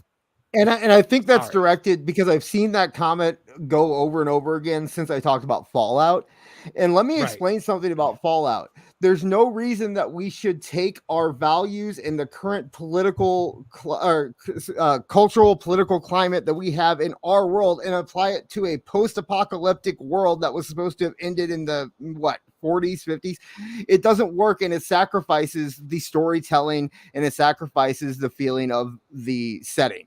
When you do that, when you try to apply our values to that, that's what my problem. That's why I was saying it's refreshing to see that they didn't do it. It wasn't about that. Oh, I don't want to see a gay character on TV. I don't care about that at all. If it fits the story, it's great. But it's doing it where it doesn't apply. And CM Punk, he is more than welcome to have his views. And I'm not even going to tell some of my views align with CM Punk. Some of them don't. I don't really care as long as he's performing on TV at a high level. That's all I care about. At the end of the I day, don't care about. Go ahead. Okay. No, I was going to say that. Look, I don't care who CM Punk supports. The only thing I would care about is if CM Punk was all of a sudden like, I just can't beat Drew McIntyre, but you know who can? Here she is, folks. CM Punk. Yeah. That would be where I would care. And then Ronda Rousey comes out. Right. Yeah. Right. where like you're taking your established hero and you are destroying him on the altar of agenda, the Indiana Jones situation. That's where the problems lie. It's not the social issue itself. It is the fact that it is being ham-fisted into entertainment. That's the problem. Writing is the thing that's suffering here, not society. Okay? Sorry, Kim, go ahead. That's fine. And listen, no one should ever want to cancel someone because of their opinion. The world comes in many different shapes and many different colors, and diversity of thought is the only thing that actually matters.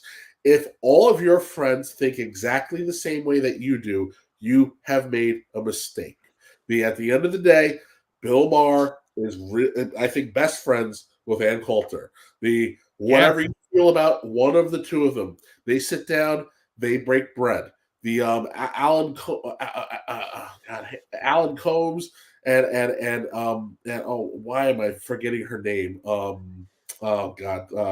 Another Fox's analyst. They are in-laws. They see each other constantly. Just because you are diametrically opposed, it doesn't mean you can't be friends. And if anything, you should probably want to be friends with somebody because you need a different perspective on things. It'll help you actually have convictions and principles as opposed to dogma, because not one size fits all. There are going to be times where someone's going to say, hey, this thing happened and it probably should have gone this way. And you're going to be hard pressed to go, I disagree with you. I think you're right. I don't disagree. You're right. It probably should have gone this way. You probably should have said X instead of Y. That's just the world. If you are going to exist in one plane of thought, then you are no different than a rabid animal wandering around the woods, frothing and drooling. It's silly, and you need to be put down. Yeah, you know what? Here's the thing. We are trained to believe in this world that you have Group A and Group B, and you either believe everything that Group A believes or you believe everything that Group B believes, and that's not the case in reality. You can seriously be, you can seriously just have it where it's like, you believe some of the things that Group A says, and you believe some of the things that Group B says. That's reality. That everything is a spectrum. Well, most things are a spectrum, and when it comes to subjective opinions, you guys know my opinion. I believe that you guys are all entitled to your opinions as long as it doesn't refute scientific fact. Like if somebody says to me, I didn't like Cody versus Roman, I'm like, okay, cool. I liked it. It wasn't your cup of tea. If someone says to me, the earth is flat, I'm going to say you're an idiot. Yeah. Okay. Period. That's just how it works. If someone took, let's say someone took Ghostbusters, one of my favorite franchises of all time, and turned it into a message about pro-life evangelism, I would hate it just as much as I hated Ghostbusters 2016. Right. Right. That's it. 100%. Because we don't want to be reminded of the world that we live in. That's the thing. Right. Like, we have to reflect the world we live in. No, we don't. We have to escape the world we live in. That's why we have pro wrestling. That's why we have comic books. That's why we have movies. That's why we have TV, because this world sucks, folks, and we have to get away from it for a little bit, or we will all go insane. But when you inject the world into literally everything, what's left are insane people. And thank you, Plenty and Pixelot, for the super chat. I love you too. All right, sorry. What are we talking about? CM Punk something or other? I don't know. So I was saying I liked for the first time AEW. Again, even though I can't bloody tell, I can't tell if the BCC is heel or face. I can't tell what the hell Ospreay is, but in spite of all that, they actually left me curious about where this story goes next. Because again, it did something interesting for Ospreay. He can either they can either go Owen and Sean, where he's remorseful over the enziguri and you find out he's lying, or he can be as cold as ice and not care and then learn to care, or we can stay somewhere in between. It's an interesting space. I think he said he wasn't going to do it anymore in the press conference, but that if they do that right, then hey, guess what? Someone should put him in a situation where he's going to have to use it. Mm-hmm. Right. So that could be his face turn. It could be Don Callis who's trying to force him to do it again, and he won't do it. I mean, that's has it been confirmed yet, by the way, whether or not the Danielson injury is shoot or work? I don't know, and that's where I was going with this. That is my only problem with the ending to that match, is that they've done this so many times with Danielson, over and over and over again. They do these injuries, and then you feel legitimately worried about him, and then a week later he's wrestling in Mexico, and then you feel like, oh, okay. And it's fine being worked, but then they don't follow through with the work. So it's it's also the boy that cried wolf situation here. Like he's gonna actually get hurt, and I'm not gonna care because I'm gonna think it's another Bryan Danielson injury angle, which might be what happened here if he is really hurt. And maybe it's just because I'm so legitimately worried that Bryan Danielson is going to get seriously hurt in the ring at some point. And every time I see him take a big bump, I cringe because Adam Lipinski says confirmed it's a shoot. Sorry, Adam, I enjoy you. I don't know your credentials on this one. So I am not Dave Meltzer, so I'm not going to report that as fact. But some people are saying that it is confirmed as a shoot. And if it is a shoot, he needs to stop wrestling. I've said it. I think I said it on this show. I wish I wish Bryan Danielson had somebody who loved him enough to tell him to stop. I'm sure they do. Maybe he just won't listen. I think he wants to die in the ring. I think he really does. I think he wants to go until he falls apart. But he's got kids, and I know. When I had my child, my perspective completely changed, and I can't imagine loving something to the extent that I'd be willing to die. Because he could. It's not a crazy thing for me to say. WWE won't let him wrestle in their ring anymore because of how injured he is.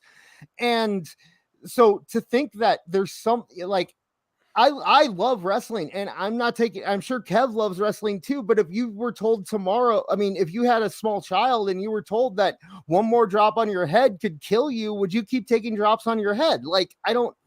I don't, it's almost. Well, yeah. At what point do you stop living for yourself and you start living for the people that you love, And the more serious question or a combination of the two. Right. And the more serious question is does he have the capacity to make that decision? That's what I'm worried about. That's a good question. Because look, at the end of the day, you're a grown adult. I believe in a free society, the way we have. If you wanna go in there and fall apart, that's your prerogative. As long as you're not hurting anyone else in the process, go for it. If you want to balloon up to 600 pounds and die at 35, do it. You can do it. That's your choice. Okay. But if WWE is saying that they don't trust him enough to wrestle, that makes you wonder, does he have the capacity to make these decisions anymore? And is Tony Khan just paying him to do it because he's a mark? Is that the world that we live in? Because that scares me to death. And people call me a pussy and people make fun of me all the time for it, but I don't want to see another person die in the wrestling ring. And I don't want it. It scares me. Every time he goes out there, it scares me because I don't know what condition he's in. And I have to take the word of Tony Khan. And God, Kev, what a fucking pussy. Jesus Christ. I'm sorry. I thought I muted myself. No, thank you. You know what? On that note, we've been going for 3 hours, gentlemen. I think it might be time to hang it up for the night.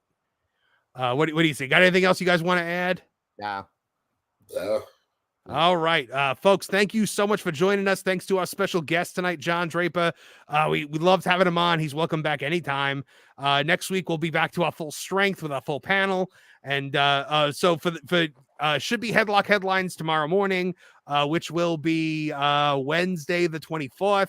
I'm in production right now. We're hopefully tomorrow night also going to be doing the first Gaming with the Game live stream, where I'm going to game stream God of War as Triple H. Because he basically is Kratos in that game. And if I'm still in production on the headlines, then that'll move to the following night. But also my interview with Dylan Postal, aka Hornswoggle, is this week. So look for that later in the week. It'll hit Patreon 2 days before it hits YouTube. And of course, we have a new song parody in production, the Piano Man spoof Book a Man. That's going to hit Patreon again 3 days before YouTube. So keep a lookout for it. All right, folks, for John Draper, Awful Wrestling, Evil Dose, AEW Disciplinary Committee, big thanks to our producer, AEW Neckbeard, who we could not do this show without. And of course, the one and only Mr. Kevin Apollo. I'm Marvin, the Movie Monster. Now get out of here!